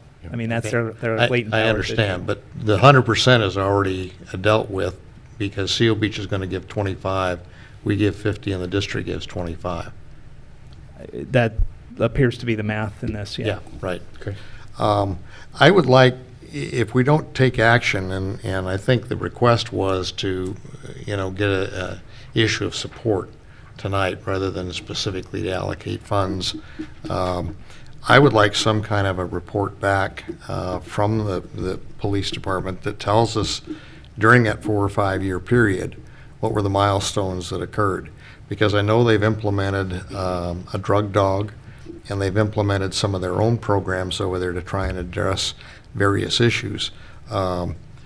Some of that, I think, is contracted. I think that's where the dog comes from, is a contracted source. So in that 4 or 5 year period, we would have we'd have the ability to find out how successful that program was, looking at it from this standpoint. And I'm not opposed to the program, but there's mixed feelings amongst the public that that this is just an emotional response to a bigger issue that exists within society, and strictly putting officers or uniforms at schools isn't necessarily going to prevent what happened at Sandy Hook or in Colorado or some of the other places. The biggest issue we're faced with is we're looking at $95,000 for the first year. If we're going to commit to this, whatever our memorandum of understanding with either Seal Beach and or the school district has to be figured on what we're looking at down the road. Is this a 1 year commitment, which is going to be tough for the department to allocate somebody, plus they're going to need to get somebody into training relatively quickly, with the replacement of that field officer coming in down the road in the year. We're going to need to get a long-term commitment, I think, from the partners and the stakeholders in the process of moving that direction. So I think, me personally, I need more information just to look and see with our commitment in the process moving forward. Okay. Thank you. Richard? Yeah, I just want to thank the chief. He was able to take time and answer many of my questions today. My primary concern was, are we hiring a glorified security guard, really, I think, was to put it bluntly. And the chief went through it step by step, explained, about the population of the school, which turns out is probably about a third of our population of the city during the day. And the other things the officers do, the amount of calls that they get, that it will free up other officers who will then not have to go to the school on a regular basis, and also an improved relationship with the school. No surprise, the percentages bother me. The city paying 50% on first blush seems high to me, but I definitely want to work towards accomplishing this. along with everybody else up here, you can't stop one crazy person, but let's do what we can do. And I'd like to see this proceed with some type of commitment, and maybe the county kicks in some, but I think that my overall support is there. And thank you, Chief, for taking the time today. Okay. Anything else? No, thank you. Okay, so I want to thank staff, Angie and Chief, and then Dean and Jerry, who's not here, but for doing all this. And for Councilmember Edgar, I did send a letter off to John Morlock. I do recognize that's where the money lies. And Wendy's trying to help me get on his calendar, and I think he kind of came back rather candidly saying, what do you do, what do you want to see me for, and let's spell it all out. So we'll go back and ask for some time and go sit with him and explain it. And honestly, I don't expect much traction there, but if we don't ask, we're not going to get, and that'll be how I'm going to go into this. Now, on this, of course there is the Sandy Hook, the knee-jerk reaction, but I think a lot of this too is, as Dean had said about risk assessment, there are risks out there that are, I think, far beyond this aberration that happens when some crazy guy with a gun that wants to go and kill more people than some guy in across the Atlantic. That you can't help that, and God forbid that happens to any of us in our communities. But I think it's the other things that that we have to recognize, that we do live in an earthquake zone. We're on the 11th hour and the 58th minute of when the next big earthquake's going to hit. I would expect that that's what the director of security would be looking at.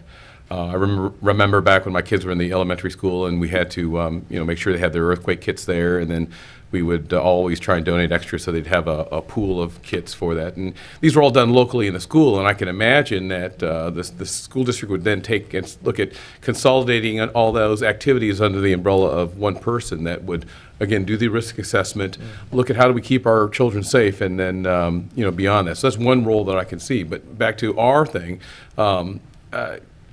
the good or bad, the city is in our is in our city boundaries. The high school is, the two middle schools, and the elementary school. This is our jurisdiction. These are our, whether we, of course we like it, I believe, when they're here, there are citizens, there are our people that we have to protect. We provide services. We're not going to say, well, because you wear the flag of Seal Beach, we're not going to render service or assistance.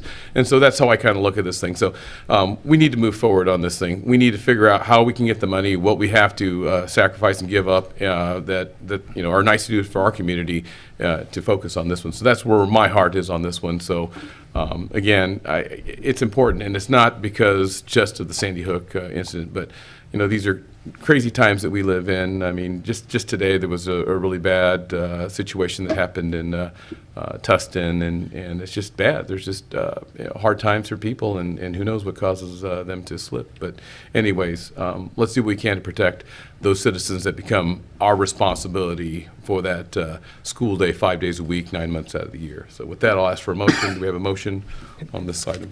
Can I ask just one more question to the chief? Sure, please. So, Chief, a lot of visibility in the community right now of burglary. They did the realignment of the jails. They've sent a lot of the folks out of jail back into the communities. We're hearing about a lot of the pressures up in the police department. Obviously, I'm supportive of this. You guys are already 55% of the budget, of our budget. Can you absorb this $95,000 into your budget? Do you have other pressures, police-wise, that are starting to be a problem? I don't want to incrementally support this, and then in 2 months when we do our budget discussion, you're going to also ask for more coverage because you've got Part 1 crime going up. So can you give us just the context of where we're at law enforcement-wise? How does this fit in? We just did a mid-year budget review before this, and we have a surplus of $12,000. So we're a little short to pay for extra police. So I just want to know, can you absorb this and redirect your budget? And can you give us the idea of the pressures right now on the police department? Well, I can tell you some of those pressures that you talk about are very real. But one of the things that I think about is having a dedicated SRO will do strides to keep our patrol officers out in the field concentrating on some of those things that you talk about, because we do spend quite a bit of time at the high school. That's probably a significant. I hate to put him on the spot, but I've got one of our day shift patrol officers sitting here, and I'm sure he could attest to the high school is probably the busiest place during the week. So by deploying an officer full time at the high school, we would be better off to deal with some of the other problems that you mentioned. So I'm not trying to cut a deal for the budget discussion coming up, but would I be safe to assume that if we approve this, that we're taking care of that extra law enforcement pressure, that you're not going to come back to us in June with a need for more cost for police, since this will actually indirectly help us because it frees up a police officer? Yes. Okay. This certainly helps. Okay. Okay, and I was remiss in opening this up for public comment, so I will do that at this time. Any of the members of the public would like to speak on this item, please come forward. And seeing none, I'll go ahead and close public comment. Okay, so back to here, so I'll look for a motion on this item. Do we have a motion? Well, if we're following staff recommendation here to formally commit the 95,000, I don't think we've identified where that 95,000 is going to come from, and we still don't have firm commitment, I believe, from Seal Beach. We believe it's coming. I still would like to see statistics in terms of what we had before, in terms of making a motion indicating that we're supportive of moving forward on the program. I don't have a problem doing that, but I don't think we have all of the answers fund-wise and commitment-wise at this particular point. And I don't know, does that give enough direction from the standpoint of the police department to be able to start moving forward on getting that person trained? Is the 95,000, which is our 50% portion of it, I think you said it's about 190,000 for an extra car and uniform, and does that include training? Because I know with the SRO before, they were pulled out for ongoing training in the process, so. Yes, we calculated salary, benefits, training, uniforms, equipment, and a fully equipped vehicle on an annual basis. Okay. But are we able to, between, say, now and next month's meeting, hopefully we'll have that commitment from the standpoint of the school district? This might be an opportunity to go back and say, here's your 300,000, we'd like the funding back the other way, or at least an MOU. Can we, how much lead-up time are we going to need to get somebody ready by September?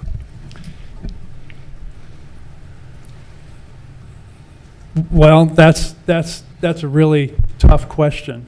To have somebody recruited, hired, fully trained through the field training program and ready to go by September, we need several months. We need to be starting almost immediately. My understanding is that we would take somebody that's currently in the ranks, open that up. We to would, put that but person ideally, in. we would want that person replaced by the Yes. time we get to September.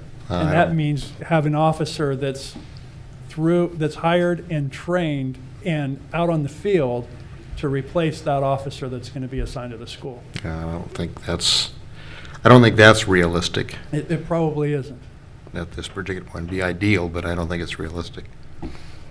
What does it take, city manager, to at least get a commitment to get started in that particular direction in terms of identifying somebody and start the training process, if we hold off for additional information until our meeting in March to make a formal decision at that particular point? Well, what we're asking for is a commitment so that Chief can start the recruitment process, and Seal Beach will take the district's and our city's lead and consider that at their goal-setting workshop next week.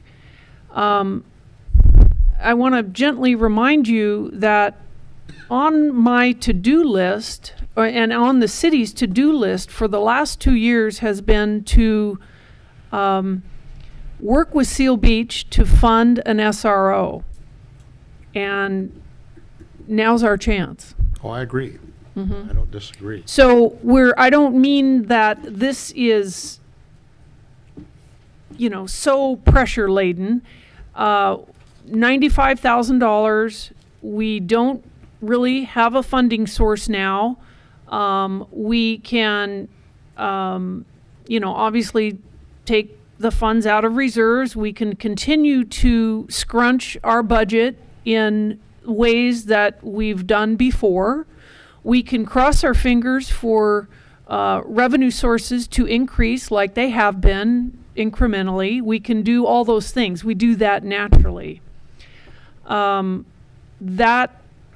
So we can't wait until we get the money, till we, see it happen, materialize in the future, and then say, okay, hurry up and recruit someone and let's put them at the high school. It's kind of a bigger thing than that, with a commitment from the district and Seal Beach, and hopefully down the road, the County of Orange. So it's a commitment to, and may I remind you, the community give back funds that we spoke about in the budget workshop, uncommitted right now, $328,000. I guess then maybe the motion, and help me from the rest of you up here, the motion be is to move forward with the program pending the determination of a funding source, because I don't know that we're prepared tonight to go after that $325,000, although that's definitely an option, but it's still pulling money out of the reserve, regardless of how we do that.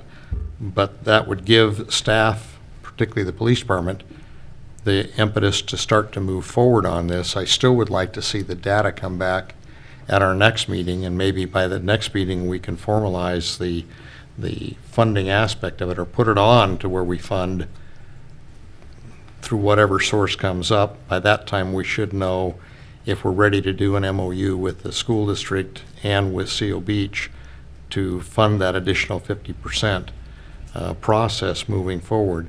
And what would be a reasonable time frame to do that? 3 years? Yeah.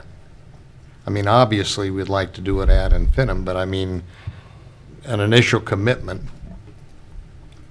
Well, at least 3 years. You are recruiting a highly trained and qualified police officer to join our city's staff. And so what we're effectively saying is we need to embrace this and make the safety of the students at the high school a priority, and the city is behind that, because you just can't,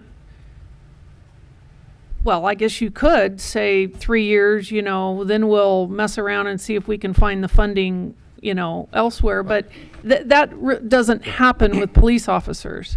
I understand, but they, in 2008, decided that they weren't going to continue to fund it. And you do have retirements and things that go on where it doesn't necessarily become a long-term situation. We may get into the program and find that this new safety assistant superintendent comes back and has a totally different approach. I know there's state legislation that's been submitted by Assemblyman Donnelly to allow school districts, apparently they can do it right now, but allow school districts to use district money to train staff, with the idea similar to an air marshal program, which has been successful in the airlines. You don't know who in the flight is a law enforcement officer that has the ability to intercede if somebody's doing that. His concept is the same with the school. It's an opt-in, not opt-out type of a program. It's not mandatory, but give the school districts an opportunity to train certain members of their staff to be prepared to deal with that aspect. And I think we still don't know what the district's overall goal is going to be. I don't think any of us up here are opposed to student safety or saying we don't want to do something like that. But fiduciary-wise, we want to make the right decision because it's a big decision. It's not just $190,000. If we take 3 years, it's a sizable commitment and something that the city has to continue to do. So if our funding source for this first $190,000 comes out of that give back money, that's not gonna necessarily be available unless we take that full $300,000 and then maybe we get 2 years or 2.25 years out of it and not use it for anything else. So I guess what I'm asking is, can we make a motion of support with a request to come back next month with the funding issues, the background information, and maybe have the school district come and give us some indication of how this fits into their program? Because frankly, I think this SRO would be not only the high school, but be the middle schools and the one elementary school within the district if needs arise. And I know they've had issues at a couple of the middle schools in the past where they've had behavioral type issues that they've had to address. I would think that the main focus would be the high school.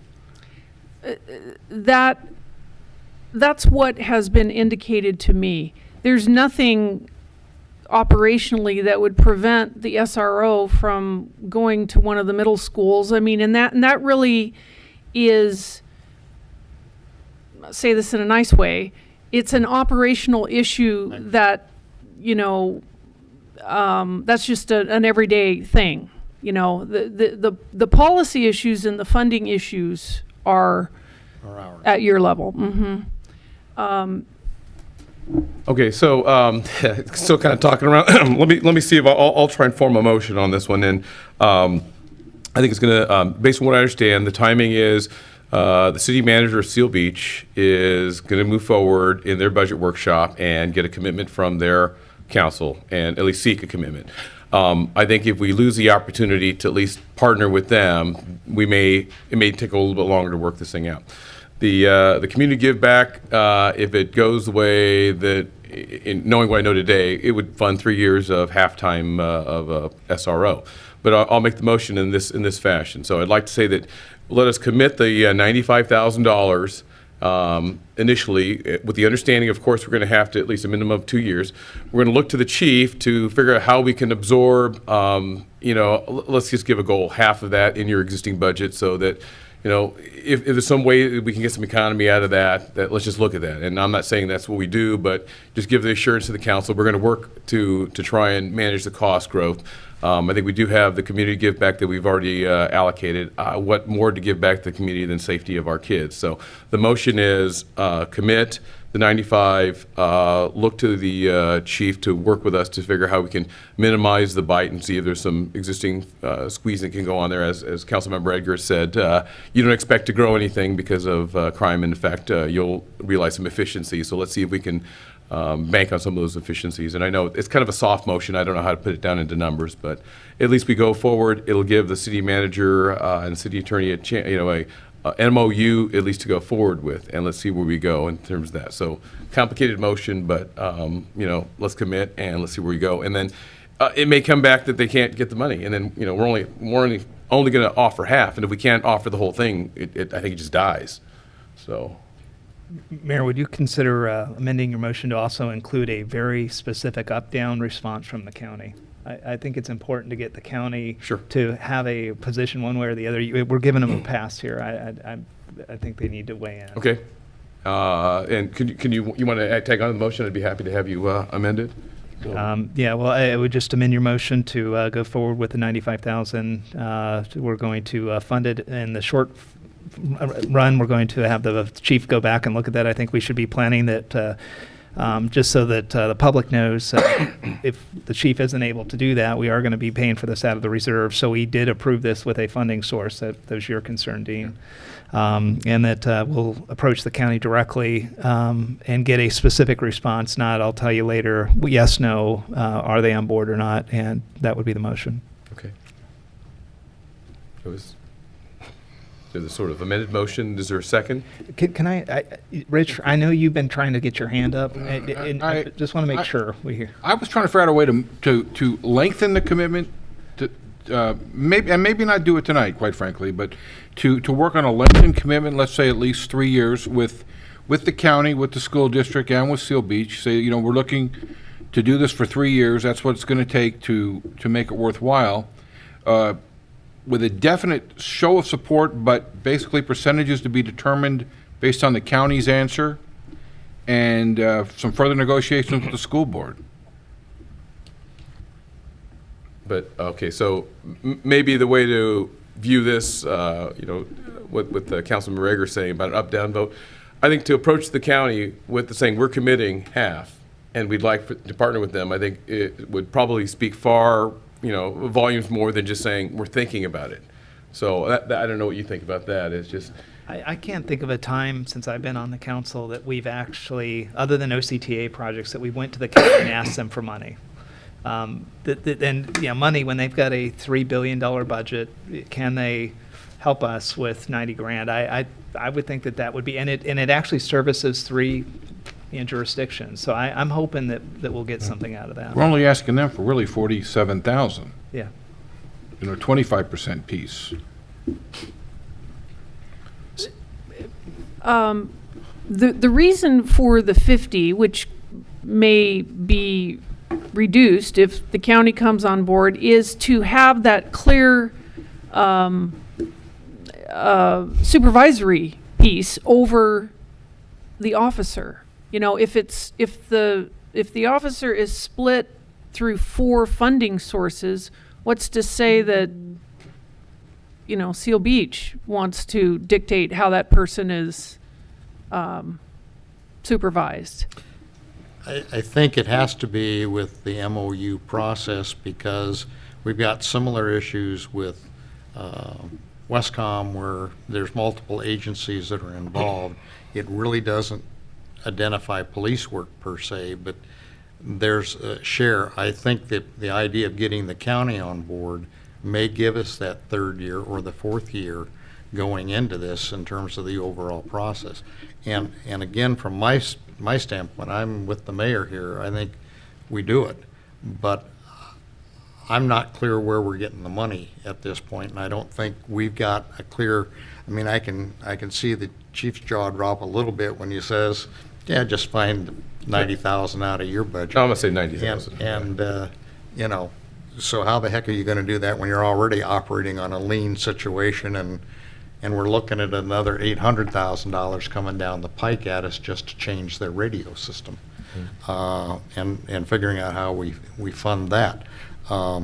So my hesitancy is I want to give the commitment and get staff moving on it, but I want to know where we're going to fund this process down the road. Can I ask, Rich, I mean, to your point, I share that we should be looking at this over a period of time. And I really think down deep inside, whether the chief can do what he said, and I've kind of probably unfairly put him in a position, and whether Morlock and the county will actually cough up money, we should be willing to reach into the reserves and fund 3 or 4 years so that we don't have to start worst case scenario. I just feel it's important to appropriate money. I have an issue, you know, the whole give back, community give back.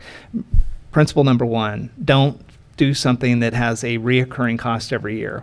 Fix potholes, you know, do things that, you know, to beautify the community. It's a one-time shot. We're not creating, this is a lifetime, not a lifetime, but it's definitely a commitment. But I think if we're going to go in at all, 95, we go in for full. I mean, we at least to fund it for 4 or 3 years, so that the message back is Todd's going to do everything he can do to find the money in the budget. I'll tell you personally, I think there's other police pressure. We're not done having the police discussion, and I'm waiting for that discussion to come up in May or June, and I'm just trying to set some boundaries there. But I think if we go in we have a one-time opportunity with Seal. We've never been able to get them on board. We have the best relationship with them.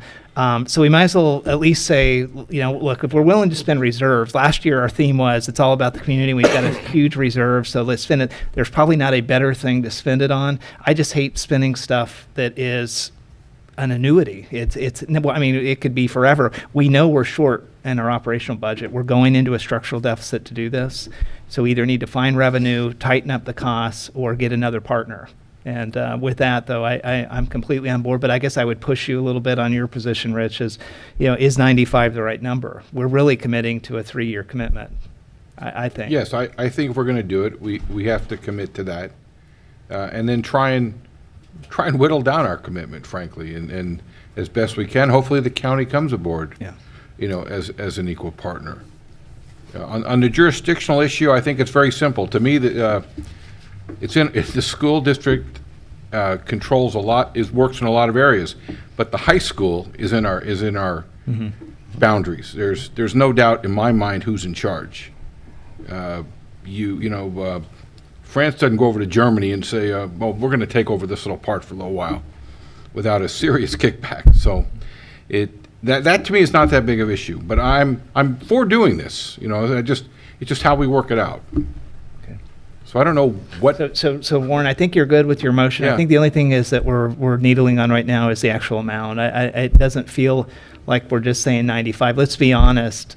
Okay, but I understand the discussion, if I may interrupt, please. Troy, but I think let us step off with the 95. Okay. That gives city manager a chance to go forward and see what are the parameters that we'll partner with.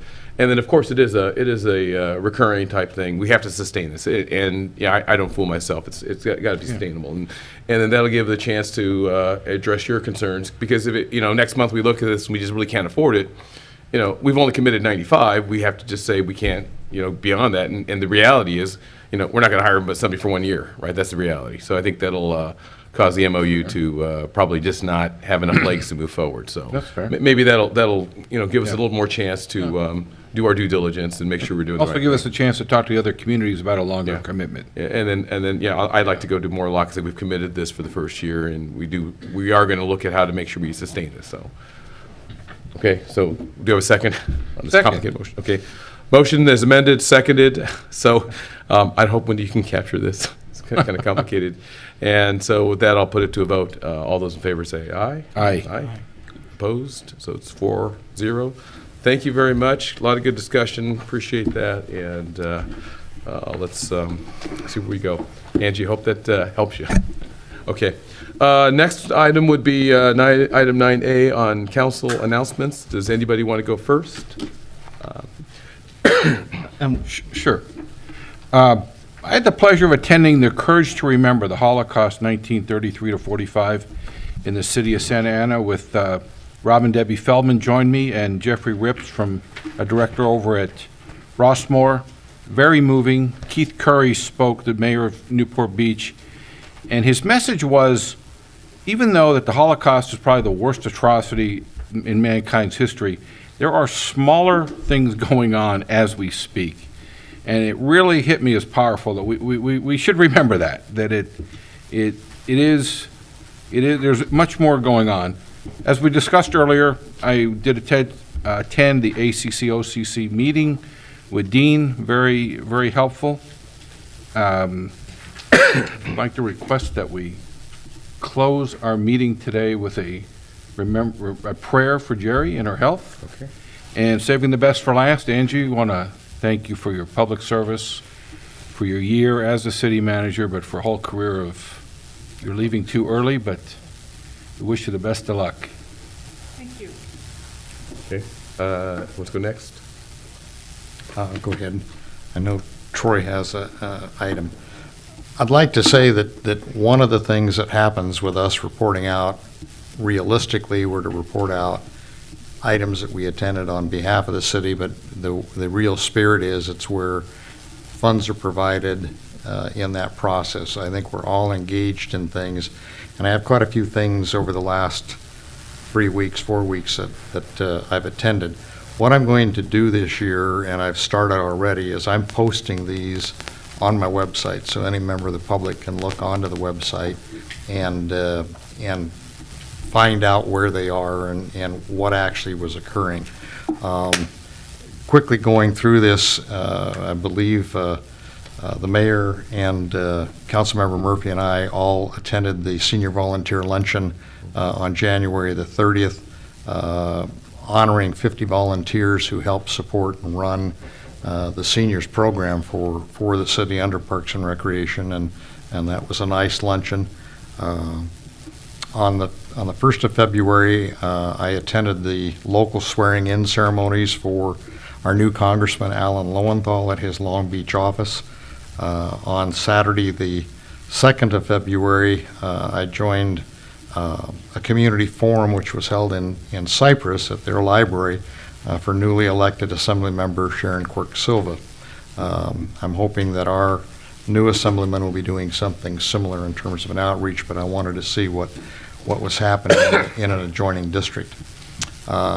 I joined several council members on the 4th of February to break ground for the new Sausalito Walk complex, which is going to be built. It's 17 or 18 units, 17 units. That's down at the end of Oak Street, adjacent to the Royal Oak Mobile Home Park. On Tuesday, the 5th, I attended the school working group ad hoc meeting with Councilmember Mejia, where we discussed facility usage fees. That's going to be coming back to the council, and there's a lot of work that has been put in to address ongoing maintenance, which has never really happened before, and I'm kind of excited about that, as well as the school resource officer. On the 7th and 8th, Councilmember Murphy and myself attended the Orange County, that's the Association of California Cities Orange County District, for the new member orientation. That was different than the one we went to in Sacramento, and it dealt with a lot of the local agencies that came in, everything from the sanitation district to the fire district and all of those. So it was very helpful in that regard. On Saturday the 9th, the change of command ceremonies for the 79th Sustainment Support Command over at the Joint Forces Training Base, and I think the mayor was also at that one. Last Monday, on the 11th, I was invited by Southern California Edison to go down to the San Onofre Nuclear Generating Station, or SONGS, to see from their perspective what had happened, and they're making a request to the National Nuclear Regulatory Commission to restart Unit 2. That process is ongoing. They had a public hearing on that a couple of days after that meeting. They now have a meeting before the Public Utilities Commission tomorrow that I've been asked to attend to talk about stability of the grid and the fact that with that station offline, Southern California Edison has already spent over $300,000 importing power in order to maintain grid stability. And the California Public Utilities Commission is holding hearings tomorrow in Costa Mesa regarding rate adjustments. And we need to be careful about the rates, particularly if they're not going to get that other unit back online. There's going to be an attempt to pass some of that on. On Tuesday the 11th, I participated with the Chamber of Commerce in a ribbon cutting for the Catella Senior Center at Catella and Bloomfield. Valentine's Day was a busy day. I had a briefing at the Joint Forces Training Base with Councilmember Murphy. That was followed by a meeting with a developer who's considering some development here adjacent to the City Hall, and we have differences of opinion on that particular process, and he's going back to the drawing board, hopefully. And then we had a special, that afternoon on Valentine's, had a special council meeting to select the interim city manager. So that's been pretty much my 2.5, 3 weeks, 4 weeks worth of effort in the meantime. Again, I'm not going to be reporting on all of these in the future because I am going to be having them online. For the city manager, when does the Double D initiative, when does that change? When does that start as far as the telephone utility tax? Has it already started? I believe it's already started. Okay. We just won't realize the revenues or lack thereof for a while. Okay. I would like to ask that that be agendized at some point in the future where we can have that information provided that kind of gives us a reading of what revenues were coming in. There was an effort, and it was reduced a full percentage. We were unsure whether that was going to impact us or whether it was going to increase revenue. But I think the effort to the citizens was intended to be a reduction. So if we see that revenues are higher than what we were seeing before, I think it's behooving on us to take steps to make sure that it stays at the prior revenue level and not use that as a revenue generating. It was the purpose of reducing it. So I'd like that, and I will rely on actually, I guess, Greg, for a timing standpoint, and you can give him some direction, whether it's 6 months down the road or whatever, but I would like it on the horizon to bring that report back to us so that we can have that. And that's all I have, Mayor. Thank you. Thank you. Sure. I wanted to, Mayor asked that we close the meeting tonight in memory of Twyla Sutherland. She passed away today at noon. And Ben Sutherland, who is a member of our Planning Commission, is him and his wife, Twyla, have been significant contributors to the city, and they're my next door neighbors. So I just want to say to the Sutherland family, that the city is there for you, and we're going to miss Twyla. OCSD, two significant things going on right now. The general manager transition by April 1st, and I'm in the middle of the process of negotiating the contract for the new general manager. And the second thing is the rate increase that is being looked at right now. Currently, we do 10% per year rate increase, and we're trying to take it down to the consumer price index, or 2.4%.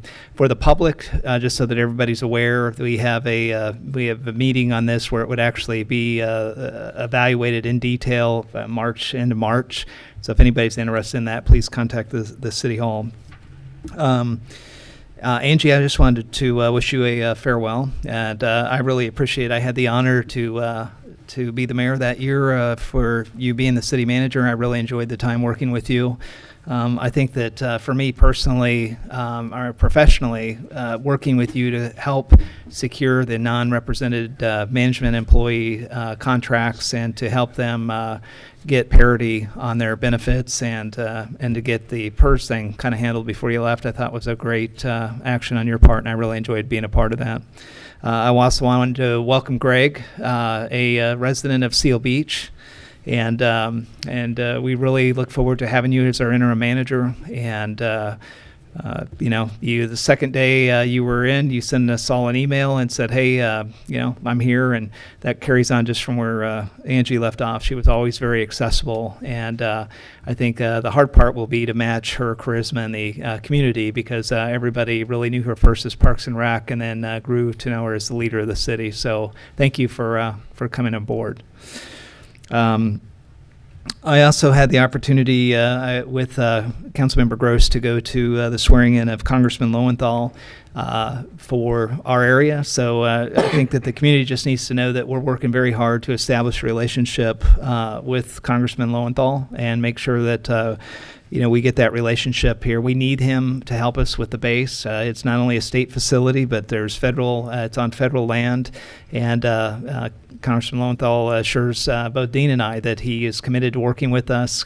Looks forward to getting involved with the community and finding the nice natural points. He told us that in the next 3 to 4 months, he's trying to find the doors and exits at the Capitol, but he is making every effort he can to be in the district. So I think that he's going to do a good job, and we're looking forward to working with him. I had the opportunity also to go to the Sausalito Walk, and it was very interesting for people that did not make it. They actually had an Indian blessing of the land, because in case they uncover anything, it's along the San Gabriel River.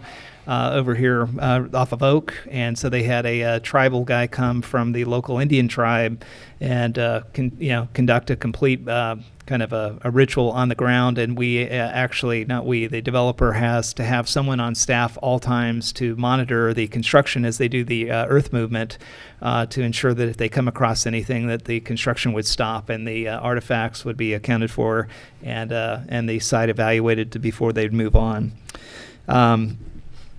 And then I also met with the developer that is buying the Supermedia property adjacent to the City Hall. All I would say on that is this is the first time since I've been on that I've seen somebody get this far. They actually put in an offer on the property, got the bankruptcy judge who actually is handling this.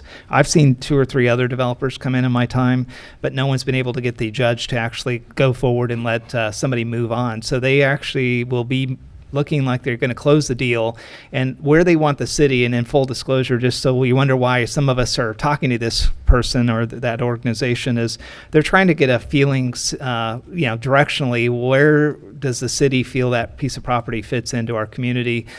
They have ideas, they brought storyboards, and they just wanted to sound them off of us. I know they're also meeting with city staff, and the public process is that before they would do anything, it gets brought to the public through the city council meetings and probably the planning commission first. And so this is just a full transparent process, and we just all wanted to disclose that these guys are reaching out to us. They want to talk to us, and I honestly don't think it's worth mentioning what the projects are that they're considering, because I think that they're getting very interesting feedback, and let's just give them a chance. I think the big thing is we've got an underutilized piece of property over here, and I think everybody in Los Alamitos has tried to get the most of it. But I also think that whatever they do there could impact the school. We're putting $300,000 in the gym and the fields next door, and they use that parking lot a lot over there for overflow parking for 2,000 to 3,000 kids every week. So it'll be interesting to see what happens. I think that's all I have, and again, I just appreciate the closing in memory of Twyla Sutherland. Yeah, we'll certainly do that. Thank you, Councilmember Egger. So I'll have to correct Councilmember Gross. I did not attend the senior luncheon. I guess I was going to be at work, but I ended up getting home sick, and it's been a rather rough 3 or 4 weeks. And I did miss the groundbreaking at Sausalito South, so it sounds like I missed a very interesting. It would have been nice to have been there, but this flu has just really knocked me down. I haven't been this sick in quite some time, so it's been really no fun. So I do appreciate the council going to these things and representing the city. I think that's what we all need to do, and certainly appreciate that.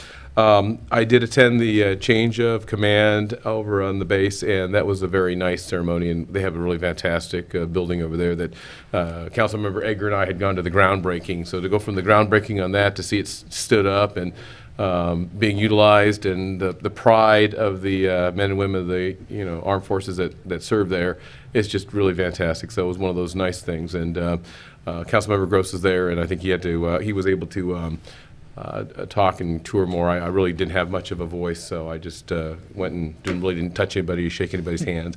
But they did fire the big guns, and that was quite a thrill, and that'll kind of shake your feelings out.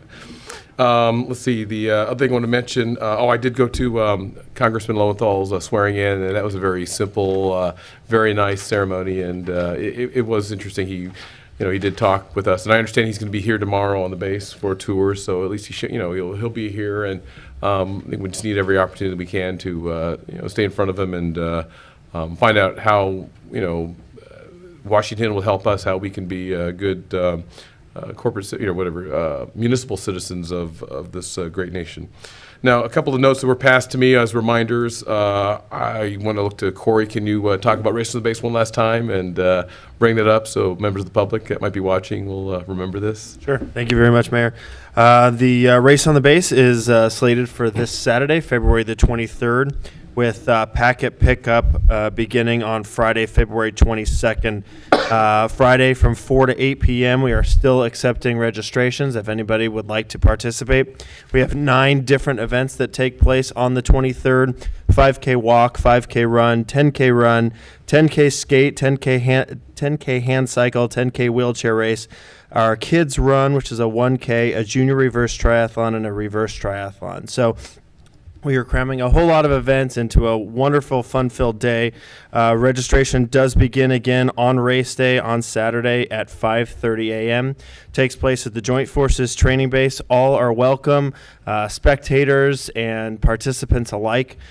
We are expecting approximately 7,000 folks to come to our community and participate in this annual event. I would like to thank all of our wonderful sponsors, including our title sponsor, Southland Credit Union, for their continued support. It's a great day for all families. There's a kids zone that we've resurrected thanks to Southland that had gone away for a couple of years. We're bringing that back, as well as free lunch for all participants, courtesy of Johnny Rebs. So it'll be a very fun and exciting event. The opportunity to get on the base and run on the runways, or walk on the runways, and swim in our pool. So thank you, and we definitely encourage the community to come out and support the wonderful event. Can you talk about entry? Is it over at by the St. Hedwig Church again? Will that be? There will be entrances both through the Orangewood exit and through Lexington. So we definitely encourage a lot of folks to utilize the Orangewood entrance. It's been underutilized in years past, so we definitely encourage those that know that entrance to please utilize that entrance. That entrance will begin at 5 a.m. entrance through Orangewood. Wonderful. Okay, thank you. And then the last thing, well, of course, Angie, appreciate your tenure here. It was far too short. It would have been great if you could just, worked a bit longer. But I know there's things that you need to do, and we all have that in our, in our lives. But thank you very much for all your years of service to the city, to the community, and then as city manager this past year. Now, one more thing before I forget, we do have our interim city attorney. Would you mind introducing him? We didn't really have that. Sure. It's my pleasure to introduce Steve Skolnick as interim city attorney to the community. And both Wendy and I are so pleased working with Steve because he is Johnny on the spot and very responsive and makes us totally more efficient. So that will ultimately help the city. So it's been our pleasure the last few weeks to work with Steve. Okay, thank you. Thank you. Okay, so with that, that's closing the council announcements, and we'll move on to item 10, which will be back to you, Angie, and your last meeting. I just want to say thank you to the council. This has been a great place to end my career after 6+ years. I really appreciate your support and working in the community such as I have, and I will take with me many, many great memories. My last race on the base, and thank you. It's been great. Appreciate it. Thank you. Okay, so after this, our next item on the agenda is closed session. We will be going there to confer with legal counsel on existing litigation of John Doe versus the city of Los Alamitos, and we'll report out any reportable actions that may occur. And then when we come back, we have item 12 to deal with. So we'll take a quick recess, go into closed session, and then when we come out here, we will close in memory of Twyla Sutherland. Yeah. And then Jerry. So thank you all, and then we'll be back. So about 10 minutes, we can eat.